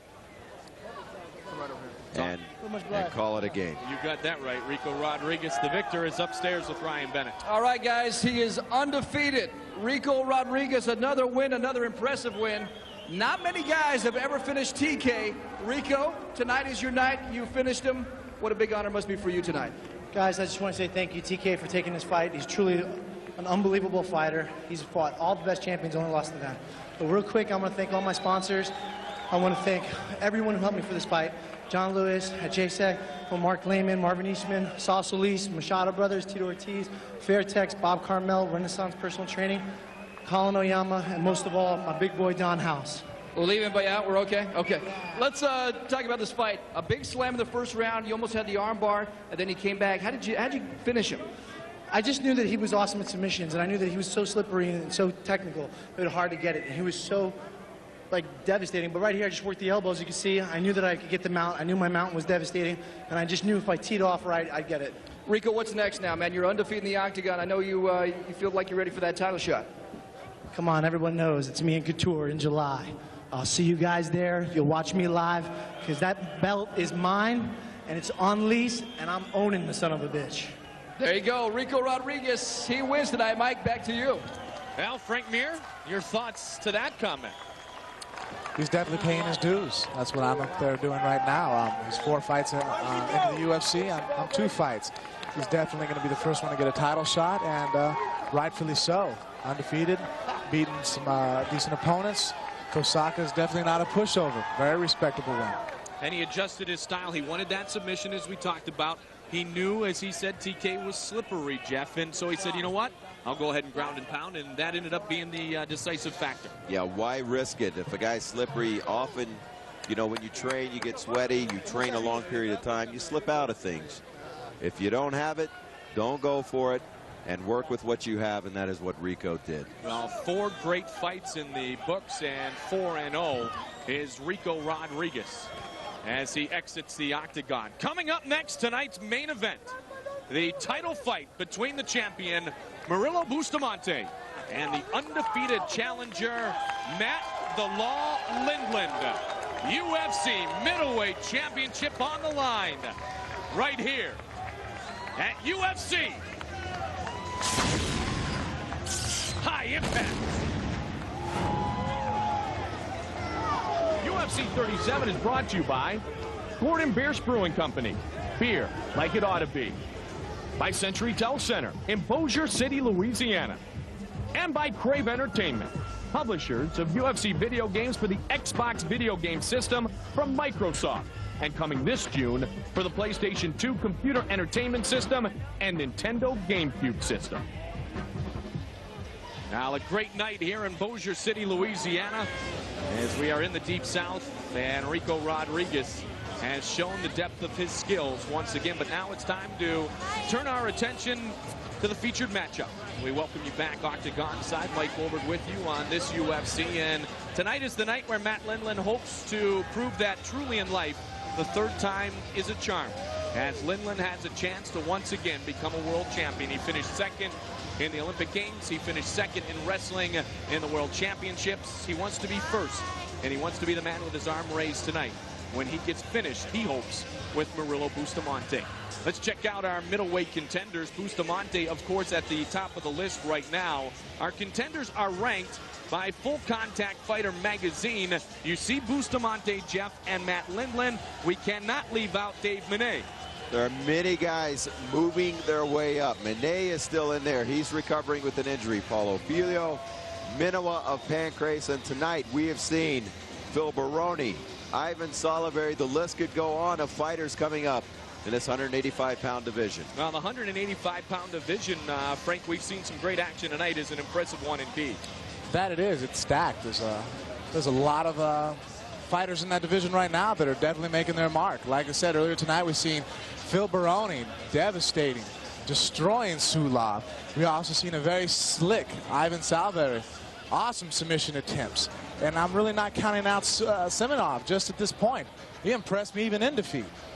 A lot of players in the game. It makes it very interesting. Yeah, we had some very big matchups on the card this evening prior to coming on live that time permitting, and I think we're going to have the time. We'll be able to show you tonight. So not just our main event lies ahead, but some great action that took place earlier tonight here in Bossier City. Salaverry, one of the men that Frank was talking about. So we'll look forward to bringing you that action. But now we focus our attention on the opportunity that lies ahead for Matt Lindland and the opportunity to defend for Murilo Bustamante, the proud Brazilian who really did not want to bring his belt overseas again because he might not be able to take it home. But you know what? In his heart, he wants to take it home. Matt Lindland set to take on Murilo Bustamante. Middleweight championship of the UFC is on the line. As a 4-time Brazilian Jiu-Jitsu absolute national champion and former Brazilian Jiu-Jitsu world champion, Murilo Bustamante has always set goals high for himself and then surpassed them. With a 10-1-1 mixed martial arts record, he claimed the UFC middleweight belt with a knockout of Dave Mene at UFC 35 Throwdown. Now, in his first title defense, Bustamante is looking to prove he belongs at the top of the UFC, and he's out to confirm his Brazilian Jiu-Jitsu fighting style can outfight it's tonight's main event. The title fight between the champion, Murilo Bustamante, and the undefeated challenger, Matt "The Law" Lindland. UFC middleweight championship on the line right here at UFC High Impact. UFC 37 is brought to you by Gordon Bierce Brewing Company. Beer like it ought to be. By Century Tel Center in Bossier City, Louisiana. And by Crave Entertainment, publishers of UFC video games for the Xbox video game system from Microsoft. And coming this June for the PlayStation 2 computer entertainment system and Nintendo GameCube system. Now, a great night here in Bossier City, Louisiana, as we are in the Deep South, and Rico Rodriguez has shown the depth of his skills once again. But now it's time to turn our attention to the featured matchup. We welcome you back Octagon side. Mike Goldberg with you on this UFC. And tonight is the night where Matt Lindland hopes to prove that truly in life, the third time is a charm. As Lindland has a chance to once again become a world champion. He finished second in the Olympic Games. He finished second in wrestling in the World Championships. He wants to be first, and he wants to be the man with his arm raised tonight. When he gets finished, he hopes, with Murilo Bustamante. Let's check out our middleweight contenders. Bustamante, of course, at the top of the list right now. Our contenders are ranked by Full Contact Fighter magazine. You see Bustamante, Jeff, and Matt Lindland. We cannot leave out Dave Mene. There are many guys moving their way up. Mene is still in there. He's recovering with an injury. Paulo Filho, Minowa of Pancrase, and tonight we have seen Phil Baroni, Ivan Salaverry. The list could go on of fighters coming up in this 185-pound division. Well, the 185-pound division, Frank, we've seen some great action tonight. Is an impressive one indeed. That it is. It's stacked. There's a lot of fighters in that division right now that are definitely making their mark. Like I said earlier tonight, we've seen Phil Baroni devastating, destroying Sulov. We also seen a very slick Ivan Salaverry. Awesome submission attempts. And I'm really not counting out Semenov just at this point. He impressed me even in defeat. A lot of players in the game. It makes it very interesting. Yeah, we had some very big matchups on the card this evening prior to coming on live that time permitting, and I think we're going to have the time. We'll be able to show you tonight. So not just our main event lies ahead, but some great action that took place earlier tonight here in Bossier City. Salaverry, one of the men that Frank was talking about. So we'll look forward to bringing you that action. But now we focus our attention on the opportunity that lies ahead for Matt Lindland and the opportunity to defend for Murilo Bustamante, the proud Brazilian who really did not want to bring his belt overseas again because he might not be able to take it home. But you know what? In his heart, he wants to take it home. Matt Lindland set to take on Murilo Bustamante. Middleweight championship of the UFC is on the line. As a four-time Brazilian Jiu-Jitsu absolute national champion and former Brazilian Jiu-Jitsu world champion, Murilo Bustamante has always set goals high for himself and then surpassed them. With a 10-1-1 mixed martial arts record, he claimed the UFC middleweight belt with a knockout of Dave Mene at UFC 35 Throwdown. Now, in his first title defense, Bustamante is looking to prove he belongs at the top of the UFC, and he's out to confirm his Brazilian Jiu-Jitsu fighting style can outfight any opponent. I train hard all the time. I train boxing, I train grappling, I train Jiu-Jitsu a lot, and I train some takedowns, all kinds of techniques. For Bustamante, his opponent is not just any fighter. He's the silver medalist from the Sydney Olympic Games, wrestler Matt "The Law" Lindland. And Lindland has been charging up the ranks of the UFC with a vengeance. Taking out respected fighters has become second nature to Lindland. He's handed defeats to Anjo, Baroni, and former UFC champion Pat Miletich. For Lindland, this is his chance to shine in the octagon and walk out a champion. Murilo Bustamante is he's an interesting fighter. He's got great submissions, and more recently I've seen his stand-up is pretty good. I mean, he's knocked some guys out, and I thought that was a big fight for him to beat Dave Mene. It's amazing. I don't know. It's like a dream. All my life, I try to change, take the one belt of the Ultimate, and now tonight I'm gonna do my best. I enjoy it. I think this is fun. I mean, getting in a cage and shutting the door behind you and just getting in there and competing, it's a lot of fun. I'm ready. I know. Up next, the fight of the night, Matt Lindland versus Murillo Bustamante for the Ultimate Fighting Championship middleweight title. You know, just to clarify, Murillo Bustamante certainly is not afraid to fight. In fact, he loves to fight. He looks forward to the challenge tonight. When I talked about him not wanting to bring the belt, it's quite simple. He cherishes that belt. He loves that belt so much, he does not want to lose it. You know what? He doesn't have to lose it. What he needs to do, though, tonight to keep it is defeat Matt "The Law" Lindland. My question to you, Jeff Osborne, can he do that? He has the tools to do it. Jiu-jitsu versus wrestling, but it's not only jiu-jitsu and wrestling. There's boxing skills that have came out of both men. Lindland's ability to finish has excelled like more than any of the other wrestlers, and Bustamante, I don't know what could come out of this guy. I thought he was just a jiu-jitsu guy. Now, he said at one point, Jeff, 100% Brazilian jiu-jitsu, but as you said, top of the show, it is more than that, Frank. It's 100% Brazilian jiu-jitsu and then another 100% boxing ability. But with Matt Lindland, I mean, this is his time again. This is his chance. You talked about it top of the show. What can he do? What does he need to do to neutralize Bustamante and walk out finally a world champion?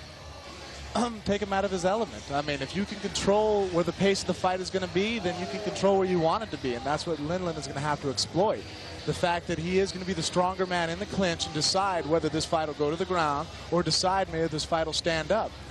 Where he wants to be, I might not know. Bustamante seems to be a very dangerous striker, and as we all know, a legend on his way in Brazilian Jiu-Jitsu. Awesome submission artist. Yeah, it'll be interesting to see. It's really a chess match, really a great matchup, and what Frank said is true, because it's interesting. Matt Lindland has said, tonight I want to impose my style on my opponent, and if he's able to do that, he could pull off the victory. If not, Murillo Bustamante will wear the Brazilian flag proudly around his shoulders at the end of a potential 25 minutes one more time and keep that belt in which he cherishes so much. We have come to the time of the night for the title fight in the middleweight division here in Bossier City, Louisiana. Lindland and Bustamante.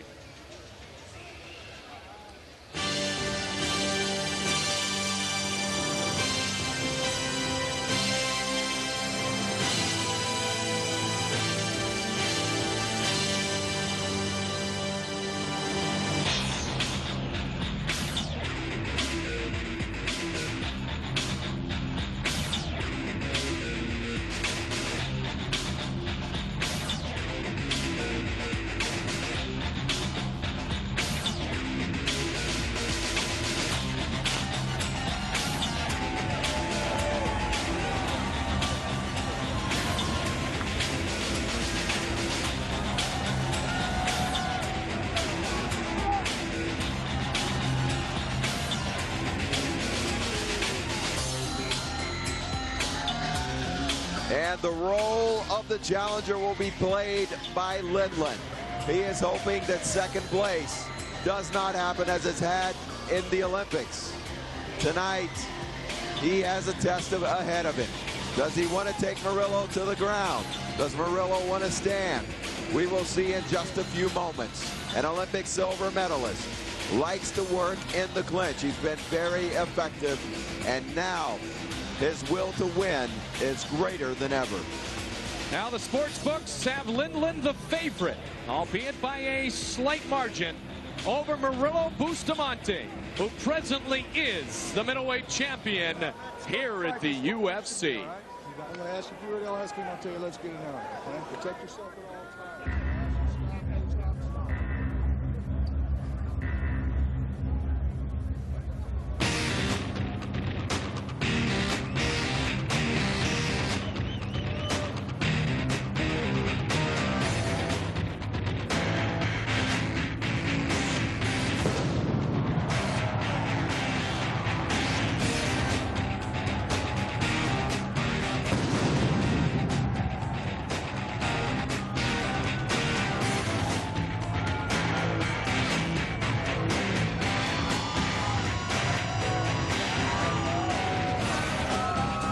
Murillo Bustamante, Jiu-Jitsu world champion, Jiu-Jitsu legend. But also he has a great set of hands on him, proving that by knocking out the champion Dave Mannay to gain the championship that he has now, that he is putting on the line to defend. Murillo Bustamante had a finger that was infected on his right hand.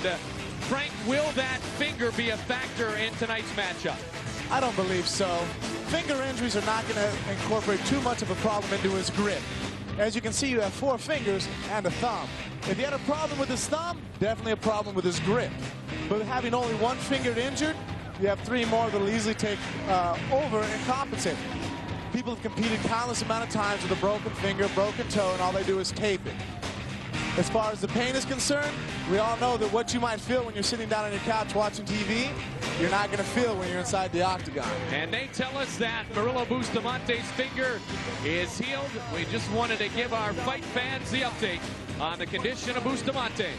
Tail of the tape, championship fight here tonight. 35-year-old Murillo Bustamante against the 31-year-old Olympic silver medalist Matt "The Law" Lindland. A belt is on the line. For the official introductions for this, our featured matchup, here's Bruce Buffer. Ladies and gentlemen, this UFC championship bout is sanctioned by the Louisiana State Boxing Commission with Mr. Buddy Empanado Jr. and Mr. Alvin Topham, commissioners in charge. Our judges at Octagon side are Mr. Jeff Mullins, Mr. Nelson Hamilton, and Mr. Marcos Rosales. This event is sponsored by the Gordon Biersch Brewing Company. Beer like it ought to be. And now, it's time to rock the octagon. This fight is 5 rounds for the UFC Middleweight Championship of the World. Introducing first, the challenger. Standing to my left, he is a wrestling expert and a USA silver medalist in the 2000 Olympics. He holds a record in mixed martial arts of 7-0-0. He stands 6 feet tall, weighing in at 185 pounds. Fighting out of Eagle Creek, Oregon, please welcome Matt "The Law"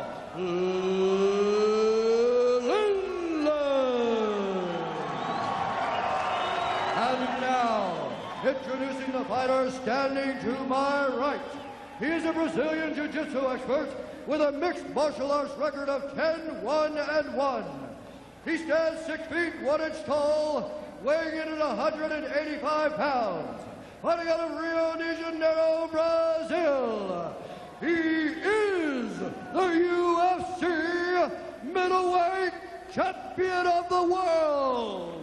Ladies and gentlemen, please welcome Murillo Bustamante.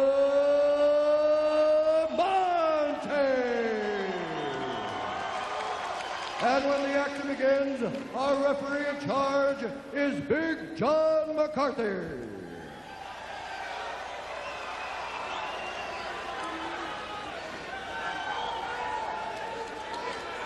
Will the third time be a charm, or will Bustamante prove once again that he is a champion? Middleweight championship of the world. Are you ready? Are you ready? Let's get it on. Here we go. Scheduled for 5 5-minute rounds. The clinch is what Lindland likes the most. Clinch and then hit with the knees, the arms, and everything. Or will he look to go to his basis of wrestling? There's that clinch, though. Anytime he can close the quarters and Frank used the fence. Definitely, it's another facet to the game that he's using to help him out. His opponent can't back his hips out, which also helped you with the takedown. Score tonight's fight, fans at home watching at UFC.tv. Will our judges be forced to render a decision? Or will one of these men score a submission or a knockout? Referee stoppage. Yeah, the obvious favorite as far as the clinch game is going to go is going to be Matt Lindland. Does he want to take Murillo to the ground? That's where it's not safe for him to go. He's controlling the body, controlling Bustamante on the fence. And a couple of short shots there. Now Murillo switches. Definitely, though, if Lindland gets his takedown, he's going to want it to be toward the edge. Good takedown by Bustamante. This might be a problem.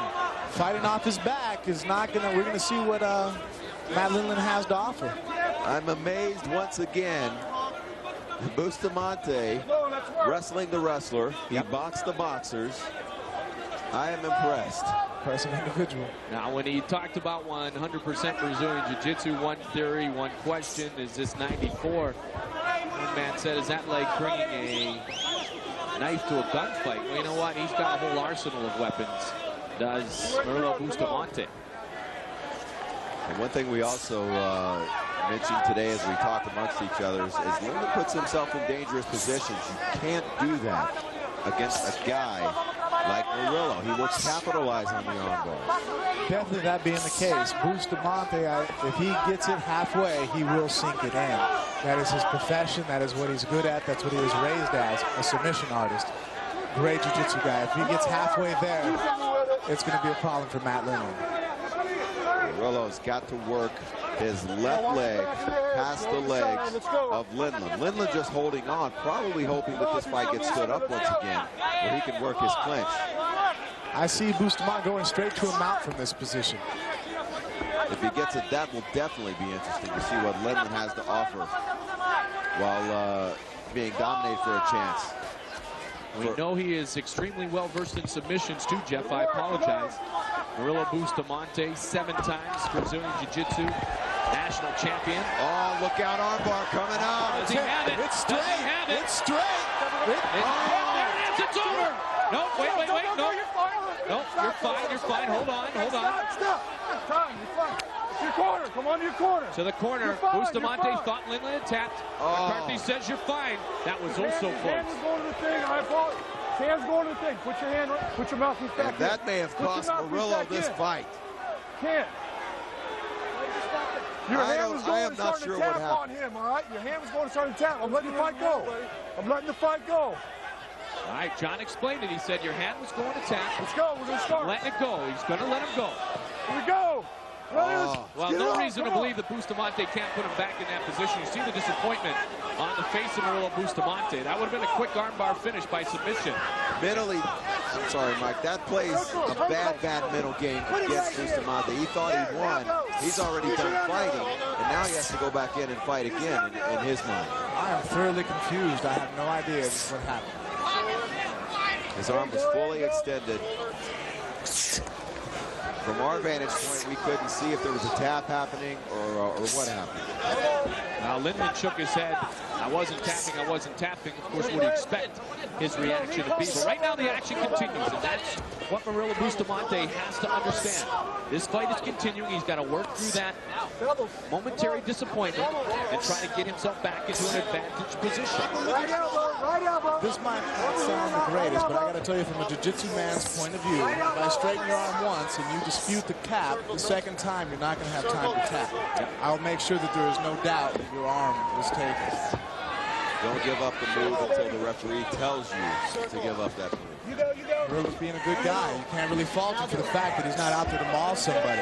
But then again, you expect everybody to go ahead and be honorable in the same system. I understand exactly what he's saying.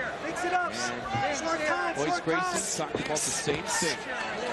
And we take the Legends of the Octagon show with Royce. I got you. Tap. If you don't tap, you're going to be in trouble. That's right. So let's see if he can get back to that position, though, because right now, here's the clinch, and a throw attempt unsuccessful, but Lindland trying to do his work now. Pushing Murillo in against the fence. This is where Murillo came off and got the takedown on Lindland before. Not much time left. And quite in a very controversial first round. Indeed.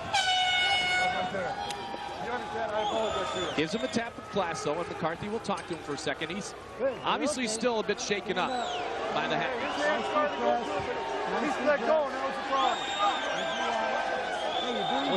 And all his cornermen and his supporters here are just talking about what we talked about, Jeff. Now you've got to understand that decision is in the past.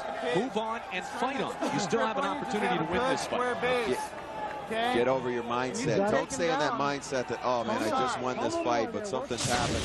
You got to get over it and move on. Look at this.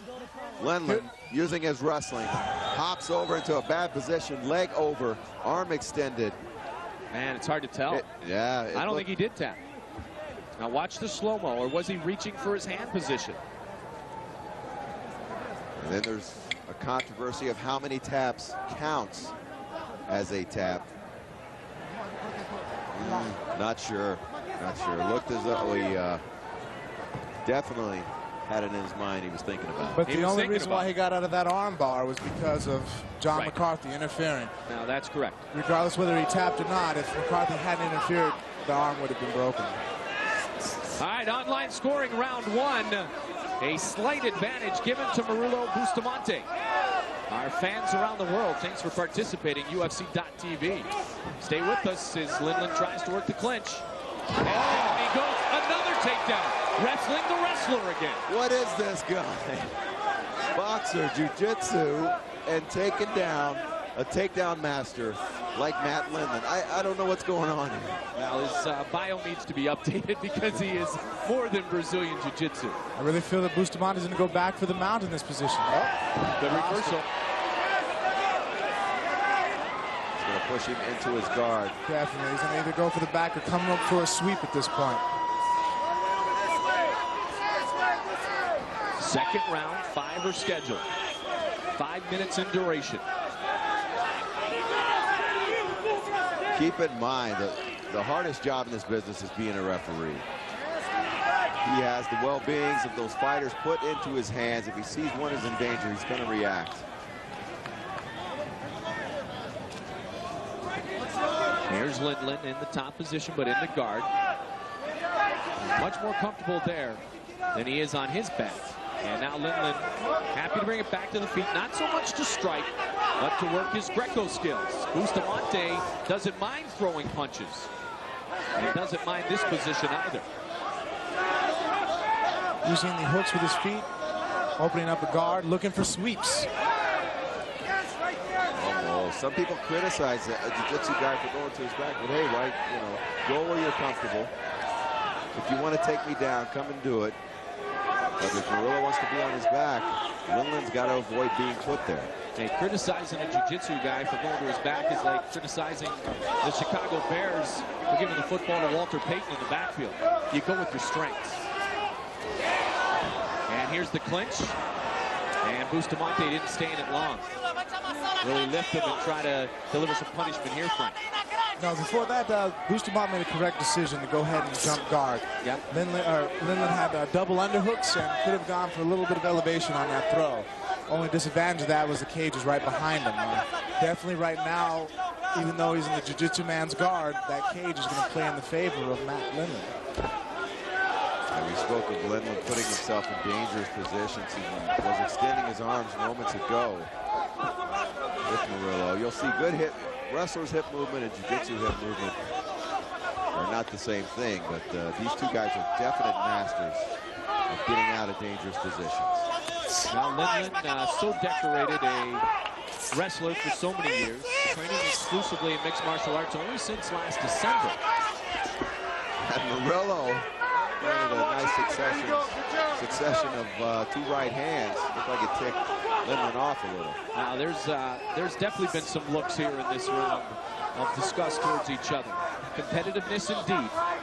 But the looks have changed in the eyes of these two. The left almost connected there. Lindland loves to use the knees though in the clinch. But as you can see, Bustamante's looking for that knee. If Lindland goes for the knee to the face with his left leg, Bustamante's going to underhook it and elevate him again for another slam.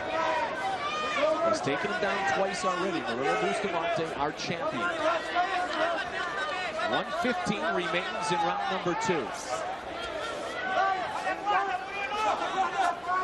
Question is, can these guys go 5 rounds? I think yes. Could be in for a long night for both. Oh, big right there by Murillo Bustamante. Lindland's okay though. Bustamante, a pro-level boxer in Brazil as a youth. And again, he looks for the right. And they can't walk in with his hands down like that. He kind of ducks under, doesn't he, Jeff? And he came back and threw 2 of his own. There's the underhooks, but he couldn't latch it on. Under 30 seconds remains in our second round. Another right glances the chin on Matt Lindland. Shaking that one off. Bustamante. Impressive striking skills being displayed in the latter part of this round. 10 seconds, 10 seconds. Does he have a more diversified game, Murillo Bustamante, than the challenger Matt Lindland? It would appear through 10 minutes, Jeff. Yeah, it's like they said, Tito wouldn't be tested until he takes on another wrestler. And I mean, he dominated Vladimir Matyashenko. And Murillo, man, 2 big takedowns. Third round, step right. Rushing into the man. But Lindland again recovers and regains Hey, you control. need to do a little more punching on your way out, all Interested right? spectator here tonight, Carlos Newton, who will try to win back that welterweight belt against Matt Hughes in our brawl at the Hall in London, England, Saturday, July 13th. Hughes is also here in attendance tonight. A couple of months away, and from what I hear, tickets are selling pretty quickly in the UK. Our friends at Sky TV showing a weekly series of UFC fights. We're excited to head to the UK, excited to be on live tonight in Japan, and excited about this matchup. Matt Lindland, Murillo Bustamante. And this is where the game gets interesting halfway through. Here we go. Let's get on. Come on. Bustamante seemed to be very comfortable in his striking at the end of that second round. Matt Lindland seems to be bleeding a little bit from his nose. Could be a testament to that. Bustamante is going to take the center of the ring there, Frank, and really try to force the action, it seems. That, and also because if a takedown does happen as the jiu-jitsu guy in the middle of the ring, you don't have really the cage to attest for. You can go ahead and work more a little bit freely. And that was a heated exchange there. Both popping back and forth, throwing heavy leather. Down goes Lindland. Combination by Bustamante. Now he's going to try to finish it. Lefts and rights raining in on Matt Lindland. Can Lindland recover? Can he survive? Bustamante needs to go for a guard pass at this point. His opponent's dazed. Lindland is hurt. Continuing to try to force the stoppage. Lindland. Bustamante still taking the action to Matt Lindland. Murillo Bustamante, a chance to finish it here. There we go, guard pass. Oh. Punish him. Very, very nice. And his arm was trapped momentarily, but look. Lindland with the takedown. He is in the guillotine, though. Yep. Bustamante has the guillotine. Arms looks like it's trapped. Still working the guillotine. There's the tap. It's all over. Whoa. The guillotine will sunk the submission. Official this time. And Murillo Bustamante retains his UFC middleweight belt.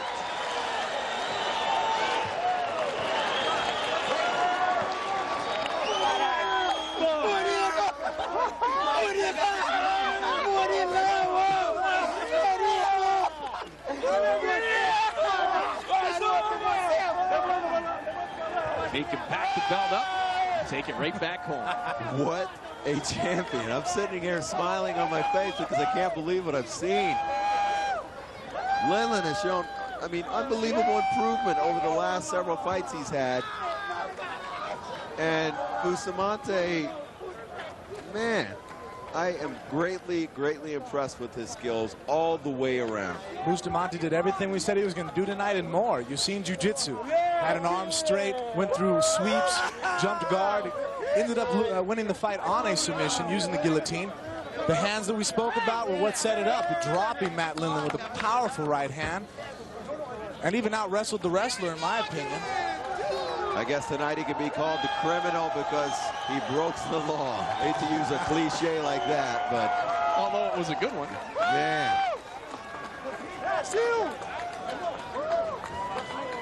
And disappointment, once again, for Matt Lindland. in his attempt to be a world champion. Let's take a look at what transpired. Oh, a short, powerful right. Sends him to the ground. He is dazed. And Murillo tries to capitalize. A couple of forearms. And here is that guillotine you spoke of, Frank. Again, cinches it in. It is tight. He has the arm, but he's still positioned the left arm around the throat. Good, sharp technique. Jumping guard to secure his opponent, create the base. The right arm is trapped, can't defend. All it's left to do is to tap, as we see there. And that was a definitive tap and a definitive ending to tonight's championship fight. Here is Bruce Buffer. Ladies and gentlemen, we have a winner at 1 minute 33 seconds of the third round due to a tap out from a guillotine choke. For the winner, and still a UFC middleweight champion of the world, Murillo Bustamante.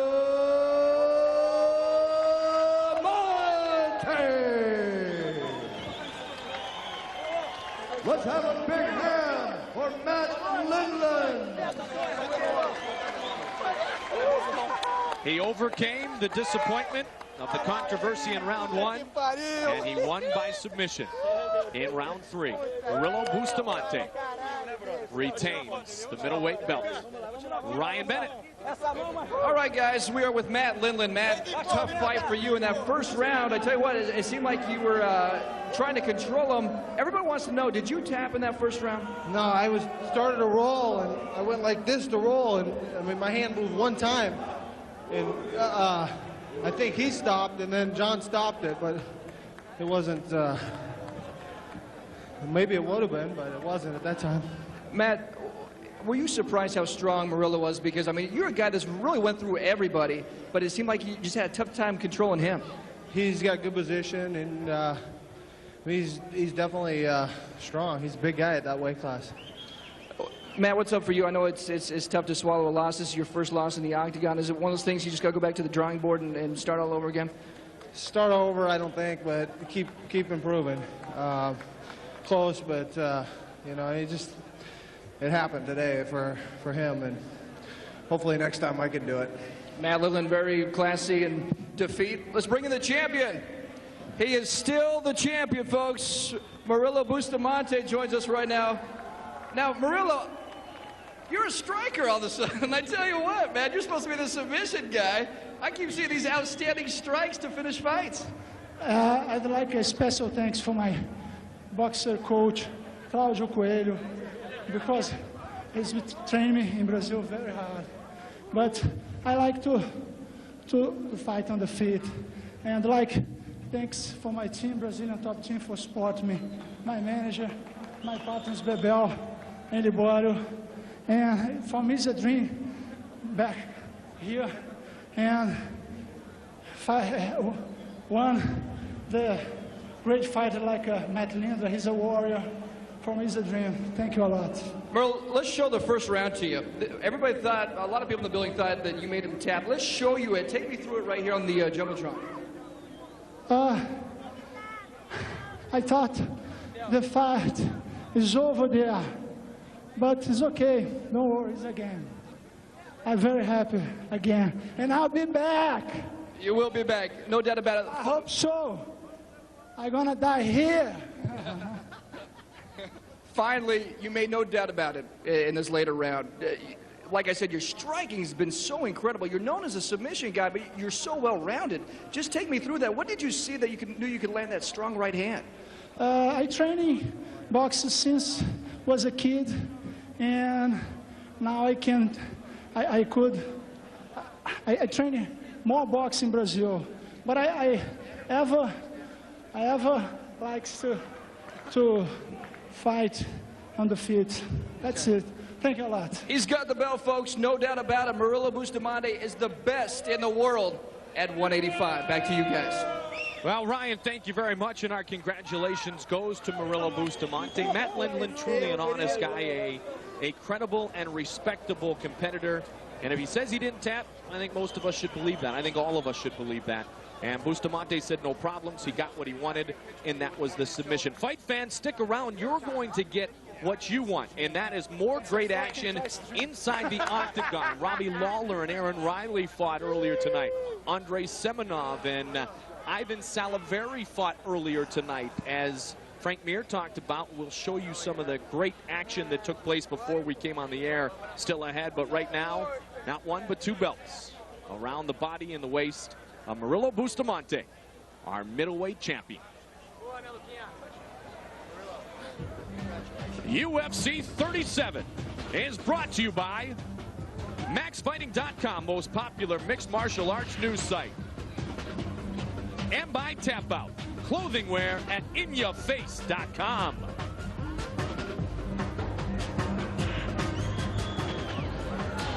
Jeff, Murilo Bustamante, he continues to amaze us. Or impress, either one, or both, really. He does a little bit of everything. I mean, I'm still sitting here in amazement. I can't believe he took down Lindland twice convincingly and then landed that big bomb and was able to capitalize on a questionable call in the first round with the armbar. Man, impressive. Impressive indeed, as Bustamante shows so many skills, and that's what this sport has evolved into, Frank, and I know that's what you train for, is the ability to be obviously great at one thing. That is your foundation. In your case, it's jiu-jitsu. In Bustamante's case, that's the same, but you have to be very good in the other elements of the sport also to truly be a champion. And that is true. You have to have, you will have your strengths, but you don't want to have a weakness that someone else can exploit. And I think that we can see Bustamante's level here is a testament to the Brazilian top team, the school he trains at.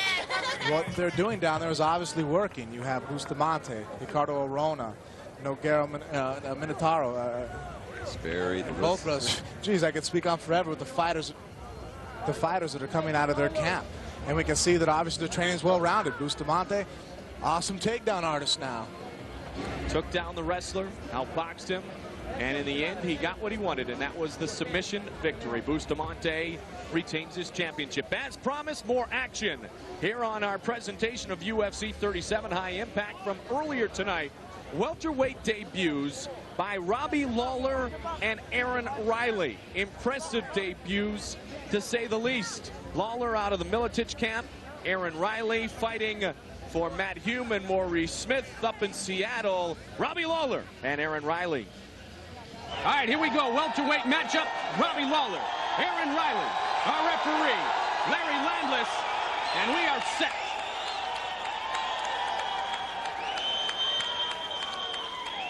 Are you ready? Are you ready? Let's roll. Here we go. A debut for two young fighters. Wow, you're going to look for some explosiveness. Lawler loves to throw. He definitely enjoys throwing uppercuts, hooks, knees, arms, whatever it takes. He is a big-time possessor of some bombs, and he throws those bombs with passion. Oh, there's a good right combination, and a knee that lands. Oh, teeing off early on Aaron Riley. And that's what we talked about. There is no one, unlike Aaron Riley, who could take those shots. Aaron Riley involved in some legendary matchups, as you well know, Jeff, in hook and shoot, where he was the recipient and also the deliverer of many big shots. Two of the greatest wars I've seen, and ironically, two of those guys on the card tonight, as the two tie it up once again on the feet. One thing I'm seeing right now is that Lawler's wrestling is definitely dominating the fight as far as he's able to stay on his feet. And it's definitely taken a little bit out of Riley's game on wanting to get it to the floor. Pretty simple that Riley wants to take him down and work submissions. Lawler wants to do exactly what he's done so far. That knee was not there, and so he backed off as Riley was able to defend.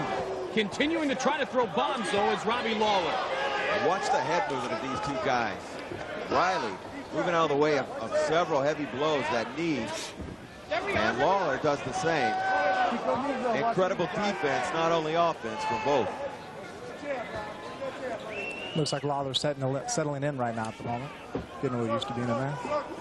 Lawler tries with the left. And there's a good knee from Aaron Riley. So Riley with his first point scored here in round one. One of the factors I think will be in this fight is that Lawler has not been past the first round. He's completely dominated and knocked out all of his opponents. And it will be a test if he goes past this first round here tonight. Definitely that being the case, but also you got to realize Miletic is the person that's cornering him, and their whole team is well renowned for having good conditioning and understanding what it takes to be inside that ring. Where does the mental frustration, though, start to come in for Lawler, especially here in the first round? If he connects with what he thinks are a couple of big bombs and Riley goes unfazed, does he begin to get frustrated? He might be frustrated. You got to be honest, you hit a guy with your best Sunday punch and he's just looking back at you smiling. It could be a little unnerving. But he has to realize he's scoring points. He's winning on as far as the judges are looking at it. So far, I'm taking him as winning this round. And that should calm him down once his corner lets him know just to keep on doing the same thing he's doing. Jeff, it seems Riley has adjusted to Robbie Lawler's assault of uppercuts and crosses and the mixture of punches that he possesses. 2 minutes left. There's, Two left. They're both southpaws, so it's interesting. You don't see this too much in the UFC. Oh, nice left by Riley. Oh, a combination, and down goes Riley. Lawler trying to finish it here quickly. Riley was phased and knocked to the mat, and now he's trying to recover. Watch for leg locks from Riley. Watch from the big pounding assault from Lawler in the half guard of Riley. Spectacular combination by Lawler. Definitely, and a lot of intensity to follow it up and going for the kill. Wants it right back up. Probably the first time Riley's ever been knocked down in mixed martial arts. That's definitely a confidence booster for Robbie going into the later rounds. 4-0 in mixed martial arts is Robbie Lawler, and he connects again. Good straight punch ahead. Aaron has traditionally been a slow starter. He really pours it on later in the fight. 1 minute left. 1 minute left in this first round. If he gets past this first round, it may start breaking the will of Lawler. Well, we talked about it. Robbie Lawler has pretty much had his way and delivered more than one successful punch. Again, the straight right. And there's a left that connects with Riley. Robbie Lawler impressive here, controlling round number one. One thing that's impressed me is Riley's chin. He's taken quite a few blows that I could attest to here at the corner side, and he's still in there swinging with there's nothing wrong with the kid. Most guys would get up slow. Riley, when Lawler backed out, just hopped right up. Goes for the takedown now. And that we did not expect to see, because Lawler, we thought, would try to keep it on his feet as much as possible. Watch Riley with a foot in the hip. He'll push off. Try to swing around for armbar. Now there he's right back up. Final seconds of round number one, and an impressive round one for Robbie Lawler.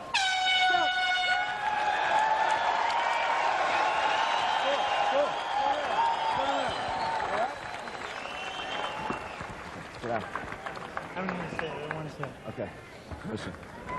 Aaron Riley, as you mentioned, a great chin. He has been hit. In fact, his training partner is a dentist. Boy, if anything, you get back here, so you know where to strike, you go forward. Okay? And low kick his ass. You have to one low kick. Use that block. You got to go in with the 1-2. You're leaving your head back too much, and then he's catching with hook. You got to go in and then. Take a look at what transpired. A right, left, and another right. And look at that knee. And Riley just looks back at him. Setting up the... there's a 1-2 combo. Riley looked as if he was in severe trouble. Bam. And that is the first time Riley has ever been knocked down in mixed martial arts. Robbie Lawler is living up to that heavy-hitting reputation. Aaron Riley from judo and kung fu to youth to kickboxing and boxing and wrestling and jiu-jitsu. Truly the young guns taking the center of the octagon here in their debuts in the welterweight category. I think one thing we're seeing really come into play right now is Robbie Lawler's reach, him coming in at 5'11", and Aaron Riley only coming in at 5'7". Reach really seems to be being a factor here in their exchanges. Miletic fighters work a lot with their striking skills. They bring in professional boxers into the training facility in Davenport, Iowa quite often.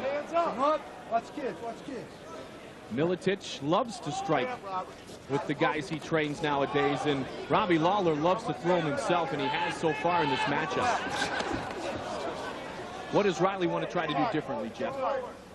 He's probably going to start working the leg kicks and hopefully shoot a takedown, take Lawler out of his game, and work from the top. Lawler misses that time with the right. Riley seems unfazed by the punishment that has been delivered upon him. I've seen Riley take a knee to the chin in the first 20 seconds of the fight and come back to finish strong. And that's got to be frustrating for Lawler, but he's still delivering heavy shots. Rebound! Hold the head down, Rob. I really only see in this fight going to the ground at this point if Lawler initiates it. It doesn't seem like Riley's going to be able to get an attack to take him off his feet. The wrestling background is just playing into a strong role in this game. We've talked about that often. To be a wrestler is a great benefit to any fighter, to have that wrestling background, if not purely for offense, but for the defense, as Lawler goes to the high kicks, and Riley connects. So Aaron Riley, after the missed kicks by Robbie Lawler, scores more points. Nice knee to the stomach. Riley will draw. Oh, big one! Riley with the huge knee on Lawler. And now he's trying to finish it off. Riley feels it. Lawler delivers back. Toe-to-toe. And another knee to the midsection. Definitely see Lawler's medal here. Lawler starting to breathe. He backed up against that fence. Takedown by Robbie Lawler. Now, Aaron Riley, just as we had talked about the potential of wrestling, and according to the match, showed us he is comfortable on his feet. And now he wants back up, but Lawler takes one to him right in front of our broadcast position. Another knee by Aaron Riley. Amazing. Going to take some life out of Lawler here. Nice forearm shot. Riley will utilize that knee to the stomach and wear his opponents and take away that gas, take it completely out. Jeff Riley likes to work in these close quarters, doesn't he? Sometimes he doesn't have a choice against a guy like Lawler, and there with that high knee to the head. This is where that experience factor should come into play. This is the longest Lawler has ever been in a fight. Just work the back of the leg of Robbie Lawler. Just to knock down Lawler's gas tank a little bit more.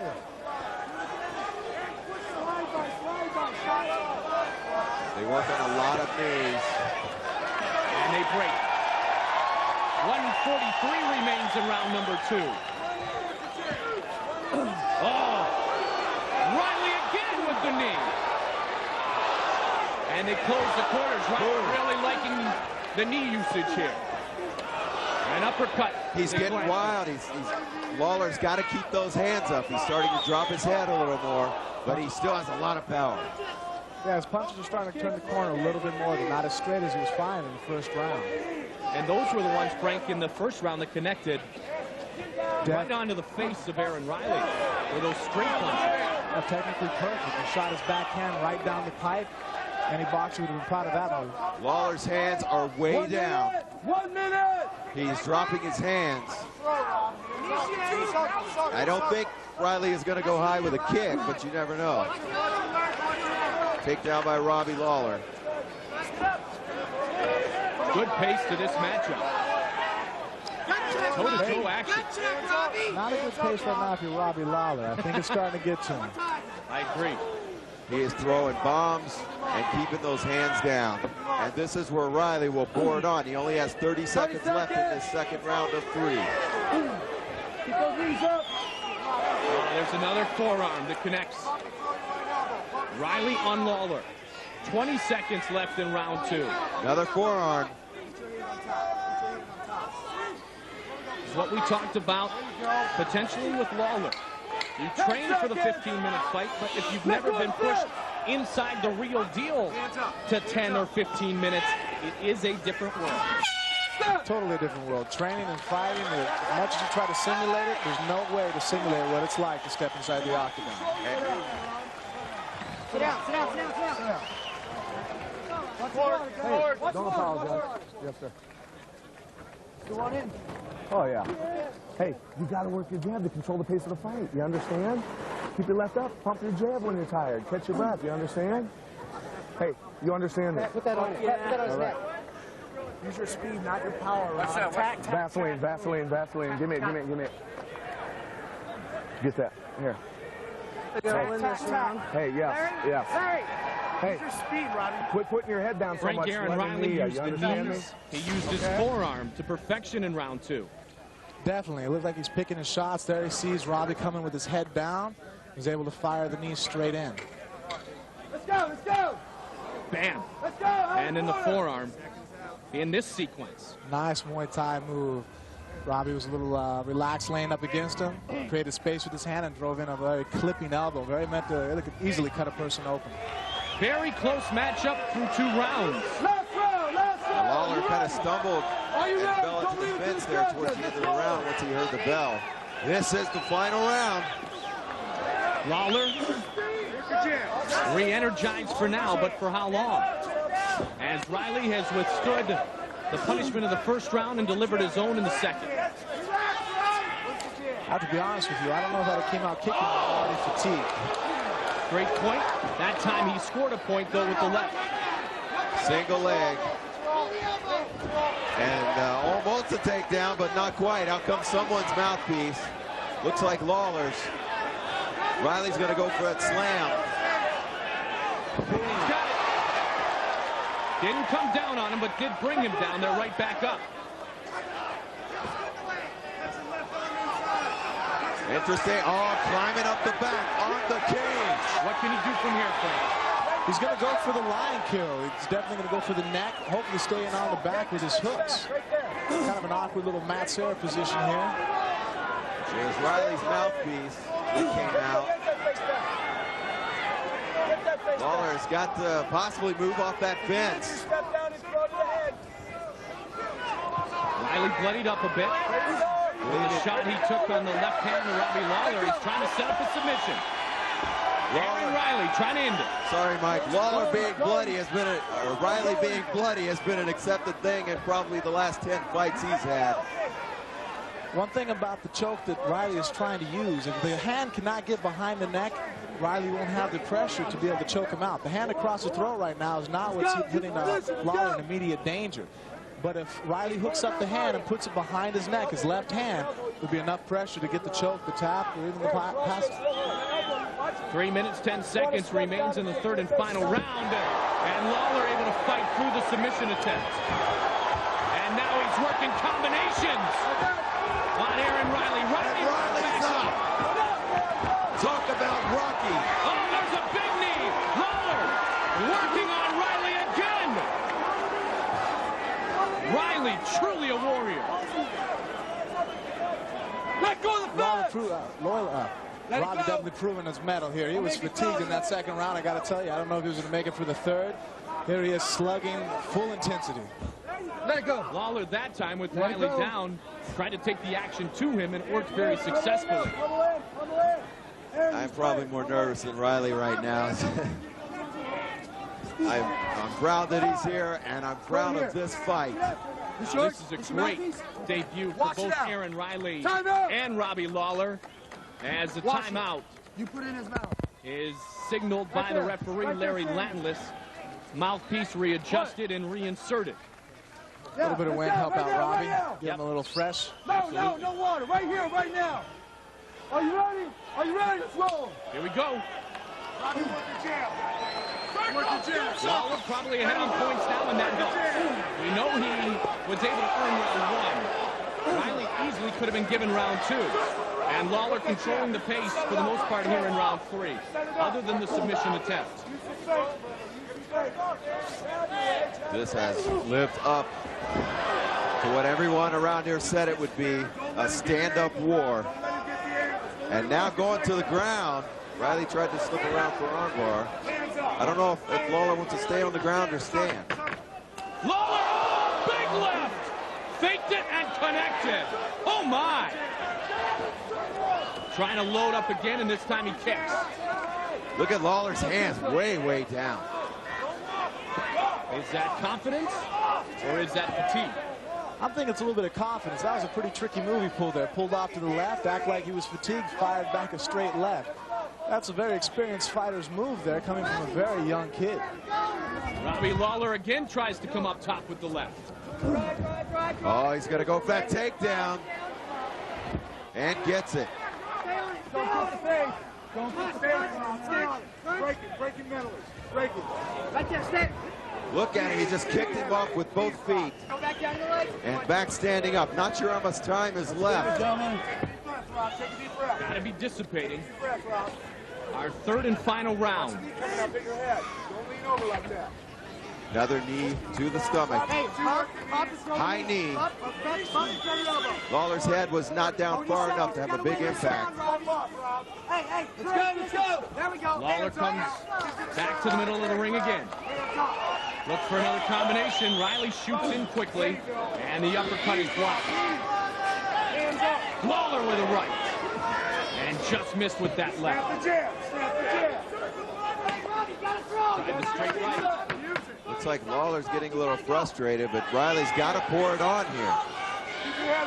Not much time left. Here we go. Final 10 seconds of round 3. A knee and an uppercut. One from Riley, one from Lawler. How good was that? Tremendous debut by these two young welterweights. And they are on their feet here in Bossier City. I am so impressed with Robert Lawler. The striking abilities that he's shown here are top-notch. Any division right now at the UFC. I agree too, Frank. I think that was a little show of confidence when he threw those hands down. Almost a Muhammad Ali type move. Come on and get me. And then he throws the big left-right combination. Definitely looks slick, looks relaxed. I mean, obviously he's fatigued, but still be able to be in his mind. That's what that showed me. He was still thinking. He didn't get the fatigue, did not take his thoughts away from him. He was still thinking on his feet, even though his body was very relaxed. Put together awesome combination. Was still lethal all the way until they called the last now you know what cardio's about, don't you? Hey, take a look back. Just moments ago. There's Riley with the back, unable to get that choke. Lawler slips around and escapes a near submission and throws down a big combination of lefts and rights. There's a big left, followed by a knee that almost connects. That's going to make the top 10 list. Robbie Lawler kept it coming, and kept it coming frequently, as advertised. The judges have rendered a decision. Let's check in with Bruce Buffer.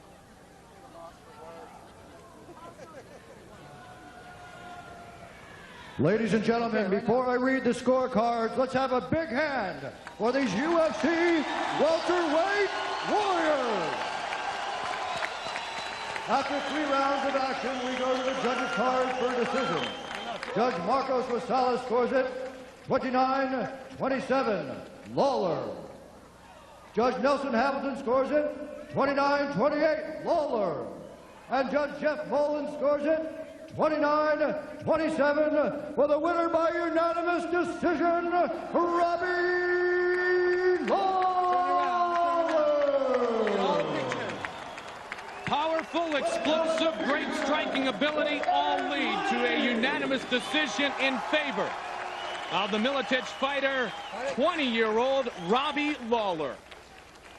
So Robbie Lawler is pushed to the distance and does come away with the victory in his UFC debut. You talk about throwing bombs with passion, he did so. And give great credit to Aaron Riley, a heart of a champion. And we hope to see him again somewhere down the line here in the Ultimate Fighting Championship. Also earlier tonight, middleweights squaring off. Ivan Saliveri, 31 years old, experienced in mixed martial arts, but making his UFC debut representing Team Synergy and Matt Hume and Maurice Smith against Andrei Semenov, who is remembered well for his knockout of Ricardo Almeida. Middleweight matchup, Semenov and Saliveri. You ready? You ready? All right, throw down. Somewhat similar styles as they show the respect early. Saliveri weighed in at 185. He says, I'll be coming in at 205. Nice leg kick. Semenov trying to answer quickly. You can just see from the shoulder strength, Salaberry has an extremely large frame, and he's looking quickly to tie one on here. Salaberry is one hell of a grappler. I have seen him in many dangerous instances, and he always ends up in something like this. Has the back with the hooks in. Definitely going to be able to see Semenov's slick abilities to escape submissions here. He's definitely in a bad position with Salaberry being on his back with the hooks sunk in deep. Salaberry also landed a couple of lefts there, some hard ones. Not looking good. No, Salaberry still is locked on top of Andrei Semenov. Salaberry, born in Toronto, fighting out of Seattle. Semenov trying to grab that left foot of Salaberry, trying to force that hook out. That is actually kind of a little bit of a throwback from wrestling. When you're getting choked, you want both hands protecting your neck. You don't want a hand begging out the submission. Oh, he's got his back, and he's delivering rights to the backside. Those are some hard shots. Semenov. Mason White, will he stop it? Can Semenov intelligently defend himself? The answer is yes. Oh, my goodness. Wow, what a reversal by Semenov. Wow, unbelievable. Look at that. Right into a triangle attempt. That was so close to being stopped. Now the arm, though. Looks like he was looking for omoplata. Salaberry perfectly comfortable on his back. Unbelievable exchange here. This is what the UFC is all about. Well-rounded fighters. Now they're called sportsmen in Russia. And Semenov out of the Red Devil Sports Club has trained as a fighter for years. Salaberry staying very look out for the armbar. Now it's Semenov. Salaberry being very smart about controlling the legs and not letting it to be able to sink deep on the elbow. Does he have it here, though, Frank? Well, he answered before I could. Yeah, you know. This has a beautiful match already. Great transition, submissions, escapes. Salaberry will do a cartwheel guard pass if given the opportunity.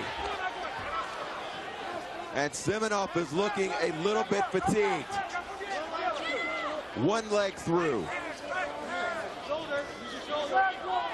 We've had 30 minutes of action in 3 minutes of time. This one was almost over quickly. Salaberry having the back of Andrei Semenov. And then he scored points.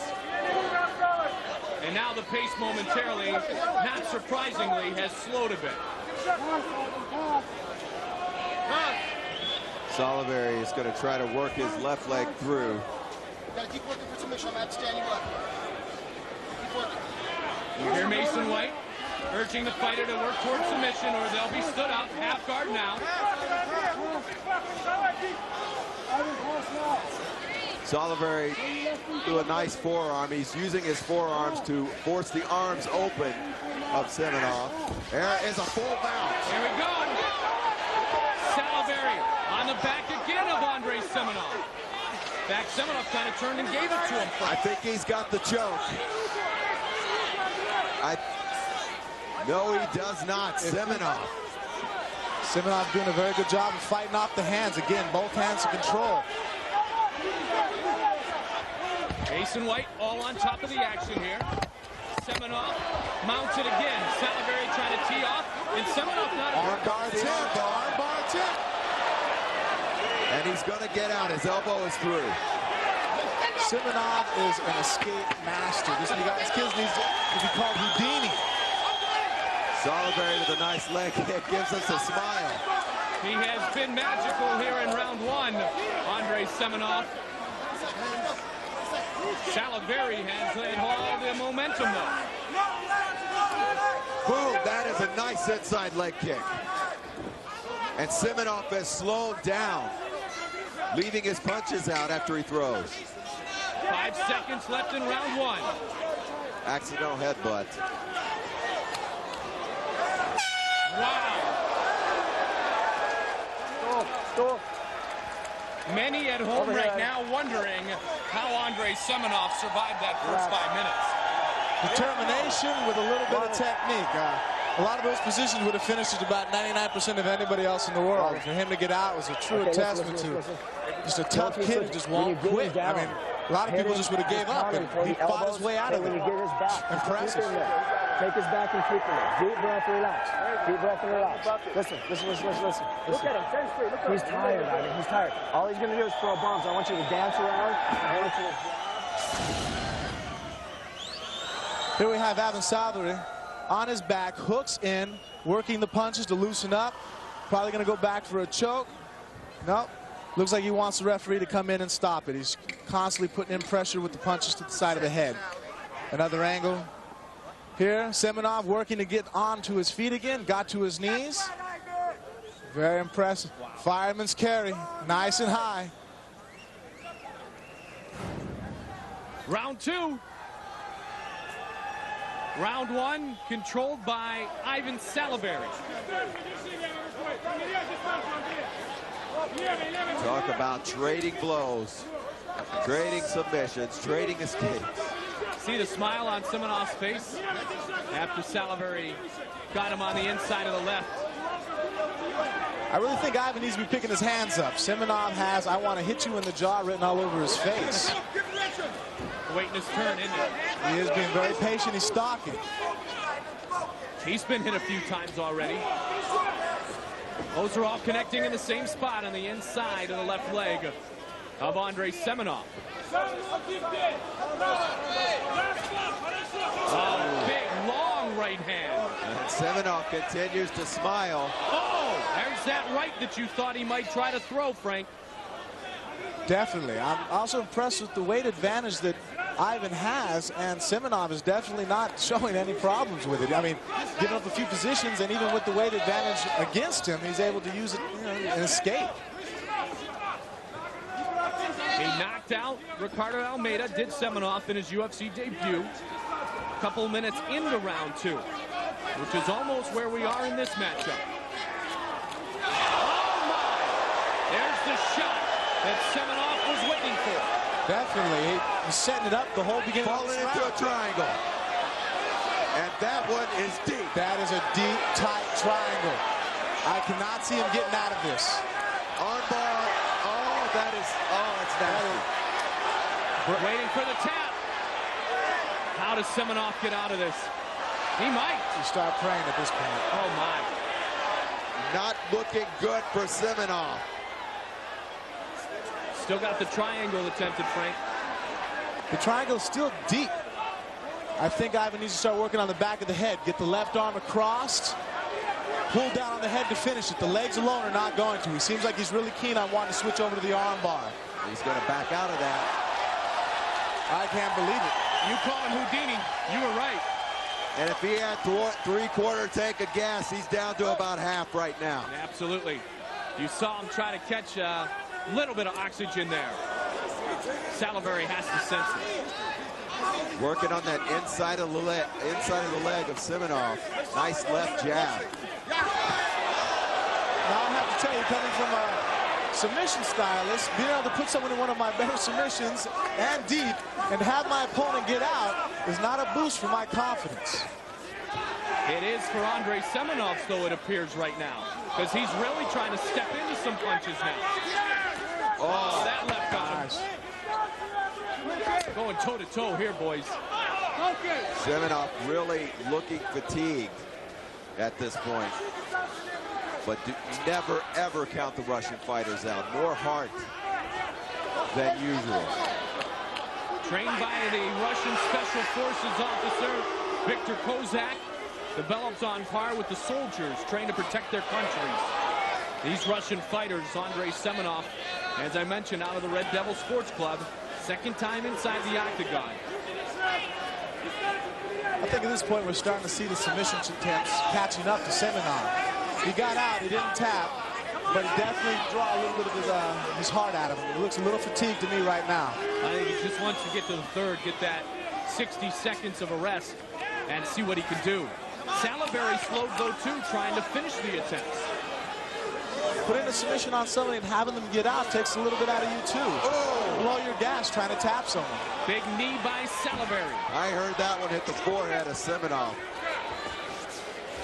Oh, that one, a full connection. And look at Salivary. They're talking to each other. I really believe Ivan felt that that was an illegal knee, that his knees were down. You see that he didn't attack right off the bat and even apologized for landing the strike. Triangle from the top, coming from the cross side. I believe that too. He may have been saying sorry or something like that. That's common in our sport. Gentleman's down to the end. Will he finish this one? Now time is going to be a factor with 20 seconds left in the round. That it is, but as you can see, he's using the triangle to control Semenov's head and his other arm, using his two free hands to attack Semenov's right arm and go for the Kimura or even a straight arm lock. I think he's going to make it to round 3, Andrei Semenov. Does not surprise me. Unbelievable as it may be, Salivary with a tremendous opportunity on more than one occasion to finish it.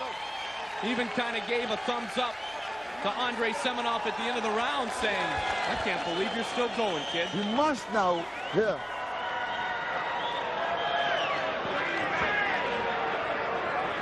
He has to go now this time. Take a look back. Man, Semenov connecting there. Salivary falls to his back.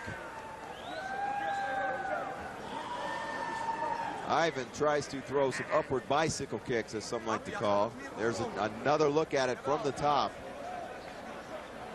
Salivary rocked. And there he falls right into that triangle. And you'll see Salivary pop it down. And a knee. He had 1 point down. Semenov was waving him down, saying, come on. That was an illegal knee, just as Frank pointed out. And Salivary was very much the gentleman in pointing that out. Oh my, great respect shown by both fighters. Salivary giving Semenov a wink. They touch gloves and round 3 is underway. And there's that inside of the leg being damaged again. The high kick that time, and Semenov with a smile. All those low kicks to the leg, he tried to set that up there. Definitely.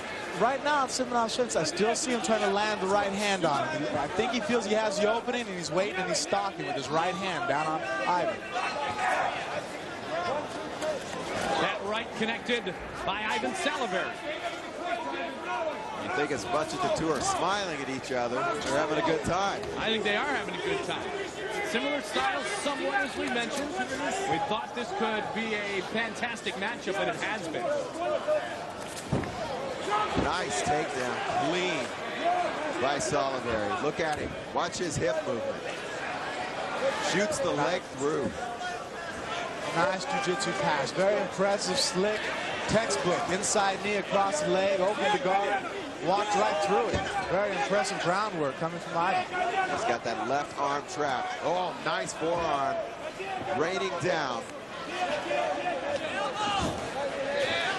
Side mount position. 1, 2, 3, 4, 5, 6, 7, 8. They keep coming. The rights. Semenov has survived so much in this matchup. He's got the hand there to block it, though, Frank. He is doing that. That's why I think that Ivan needs a set of, use the elbows just as he's doing. Go for the cut. Get him to bleed. Go ahead and score points with the judges and go ahead and maybe incapacitate your opponent. Lock attempt coming right up. We'll see if this attempt can do it. And I believe Semenov is cut. Yeah, there's more rights. Every time Salivary gets the chance, he tries to deliver the rights, but Semenov is intelligently defending himself. That he is. He's doing just enough to stay safe and keep alive under there. But Salivary is doing the perfect thing. He's using punches, elbows, weaken your opponent, go back for the arm. I wouldn't be surprised to see another American a lock attempt here. And look at Salivary tying up both arms as shot after shot is landed on the swelling forehead of Semenov. Oh, that one. Those are hard. Big one, and there it is. It's all over. Mason White has stopped the fight. Ivan Salivary defeats Andrei Semenov.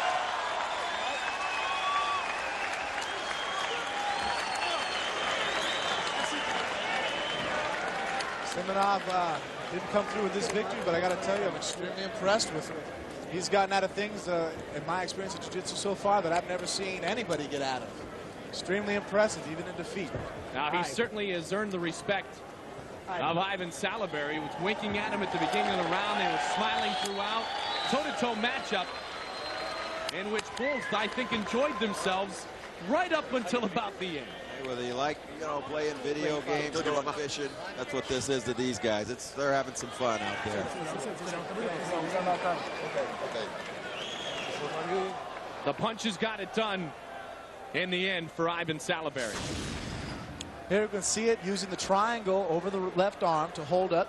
He's using his head and his left arm to control the other arm, leaving the face exposed. Not hard punches, but clipping and very draining, and they're scoring points and taking a lot of heart out of the opponent on the bottom. And to the end of the fight. And again, just picking away with the hands, looking for to place elbows. Basically, Simonov cannot defend himself, not because he doesn't want to, just the superior ground skills of Ivan have tied him up. And the referee making a good call. Yep, good stoppage by Mason White as Salaberry literally reigns victorious. Here's Bruce Buffer. Ladies and gentlemen, at 2 minutes 27 seconds of the third round, this bout was stopped by the referee for the winner, Ivan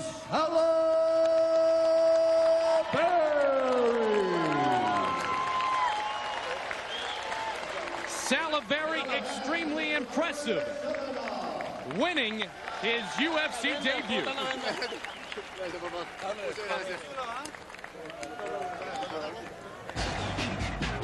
Yeah, and all a pretty good night for Team Synergy. Certainly Ivan Salaberry reigns victorious in his Octagon debut. Referee stoppage. Ivan Salaberry defeating Andrei Semenov. Credit to Semenov. My goodness, he had every opportunity to tap. He didn't do so. Showed great courage and a great competitive spirit. All right, one more to show you before we say goodnight. Welterweight matchup earlier this evening.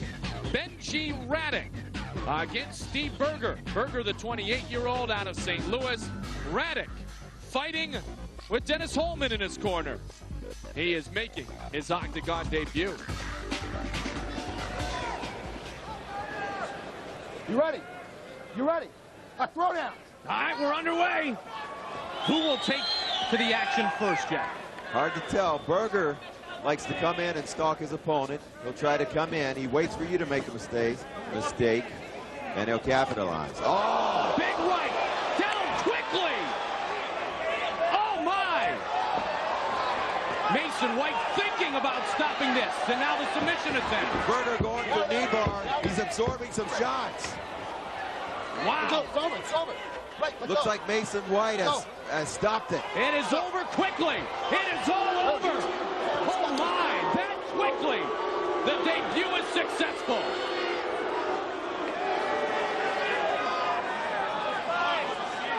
Wow, he caught him with one big shot. Knocked Berger to the ground. Berger went for a submission.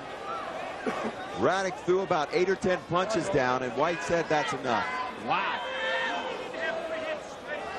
So White is saying it's over. Watch it from overhead. Benji Radek in the black shorts. Here we go again. Watch this. Boom. Big right hand on the dot. Berger tries to regain control. Grabbing at the legs. He is defending there. He does take a couple of shots. Mason White in. And there you see Berger going for the knee bar. And this is where he just starts throwing shots, shot after shot. And that is where it was stopped. Another look at that big right. But as you see, as he falls down, here he is hurt, but he's still working. He's going for the shot. Here he's a little lost. But then boom, here he goes, leg lock attempt. Now he's working the leg lock attempt in full capacity, in my opinion. From what I'm seeing, he's striving. He is taking shots, nothing that's going to hurt him. Going for the submission. Radek's holding on to the fence too there, so that's something that could be pointed out in Berger's defense. All right, here's Bruce Buffer. Ladies and gentlemen, the referee has stopped this bout at 27 seconds of the very first round. For the winner, Benji the Razor Radek. So a stoppage in under 30 seconds by the referee Mason White, as he felt that Radek was truly in control. Here's Ryan Bennett. All right, guys. So Ryan Bennett talked about it, and Steve Berger will talk about it still. Disappointment, but Benji Radek reigns victorious. All right, let's go to our UFC Tap Out of the Night, brought to you by Tap Out Clothing Wear at inyourface.com. Jeff Osborne, it has to go to the middleweight champion, Murilo Bustamante. The tap out, the takedown, the knockout, everything. Give this guy some credit. He's done it all. There he goes. Right down, traps the right arm. Lindland can't do nothing but get choked and tap. Amazing. So Murilo Bustamante earns our UFC Tap Out of the Night. He retains his championship. The submission given to our good friend, the middleweight champion, Murilo Bustamante. Speaking of Brazilian Jiu-Jitsu, speaking of champions, don't forget Legends of the Octagon. Premieres on Sunday, June 16th, and there is no other choice than to premiere this new show with one of the most decorated champions in the history of this fine sport, Royce Gracie. Our guest on Legends of the Octagon, Ultimate Royce Gracie, premiering Father's Day, Sunday, June 16th, on many of these same pay-per-view outlets. And then don't forget, we go to the UK, Brawl at the Hall, Hughes against Newton one more time for the welterweight title. London, England, Saturday, July 13th. Catch us live from London, England, as the Octagon goes overseas to the UK, the Brawl at the Hall. For all the reactions from tonight's matchups and all the forecasts and previews of those forthcoming, log on at www.ufc.tv. Well, a nice night indeed, and next time, Frank Mir, we'll see you at the Brawl at the Hall. We won't see you standing here so relaxed, will we? No, definitely in the ring that night, challenging Ian Freeman in his own home country. Should be a good fight. Working hard for it. Still trying to prove that I have the right to also contend for the heavyweight championship of the world. It'll be different than fighting in Vegas in front of your family and friends. Yeah, it'll be a little bit different. I don't think I'm going to be as well loved over there as I am in my own hometown. Well, you are indeed. How about this evening? How much did you enjoy the card? Oh, immense. I can't even start to name the fighters that impressed me tonight, and just the most impressive of all was Murilo Bustamante coming out the way he did. Showed us everything he could do. He came out as a striker, a wrestler, a submission artist. The guy couldn't have done anything more, in my opinion. Won by submission. I was impressed. Hey, nicely done in your commentating debut. Thank you. It was a pleasure. Frank Mir and Jeff Osborne, your final thoughts on what will go down as another successful evening inside the world-famous Octagon. I've said it 2 or 3 times tonight. Unbelievable. I mean, Murilo has left us all speechless. Don't know what to comment on. There's so many things that we could say about Murilo, but he is the real deal at 185. But look out, Phil Baroni's in there, and Ivan Salaverry with a solid performance. That's going to be a stacked weight division. Well, the one thing we saw this evening was the opportunity for those to begin to make a name for themselves in the Super Bowl of mixed martial arts. That, the Ultimate Fighting Championship, and they did. Some enhanced their names, like Phil Baroni. Some made their name, as Jeff talked about, like Alvin Salaverry, and some kept their name on the championship belt. Murilo Bustamante able to do that very thing. A very special night. We're glad you were with us from Bossier City, Louisiana. A night in which we began with the lightweights. Carl Uno in the Octagon this evening against Steve Edwards. Now, Edwards has said that Uno is one of his heroes, one of the men he looks up to. Still, Edwards wanted to use those devastating knees and the reach advantage against the well-decorated Japanese champion. Energy indeed was given out by these two fighters. Uno showing a great display of his wide variety of skills, and in the end, he reigned victorious over Steve Edwards. Jeff talked about it a moment ago. Amar Suloev, Phil Baroni. Baroni speaks it, Baroni shows it. And those big rights into the night of Amar Suloev as Baroni moves up the UFC ladder. Back to the lightweights. Paul Creighton. Could you get a tougher debut than this man? BJ Penn, the prodigy, coming off his championship fight loss. No loss tonight for BJ Penn. He is back and back with a vengeance. And in the heavyweights, we welcome back Tsuyoshi Kosaka, the man known as TK. He took on the man we know is living the Vida Rico, Rico Rodriguez, with a wide array of striking ability. Ground and pound when the submission wouldn't work, and Rico is 4-0. And in the main event, Matt the Law Lindland, a third opportunity to become a world champion against our present world champion. Murilo Bustamante thought he had Lindland early, but in the end, it was this guillotine choke that brings the belt right back home to Brazil, around the waist of that man, Murilo Bustamante. We congratulate our winners, we compliment our losers, and we look forward to seeing you on Father's Day, joined by Hoist Gracie, and then the Brawl at the Hall. For everyone here at the UFC, Mike Goldberg. So long, everybody.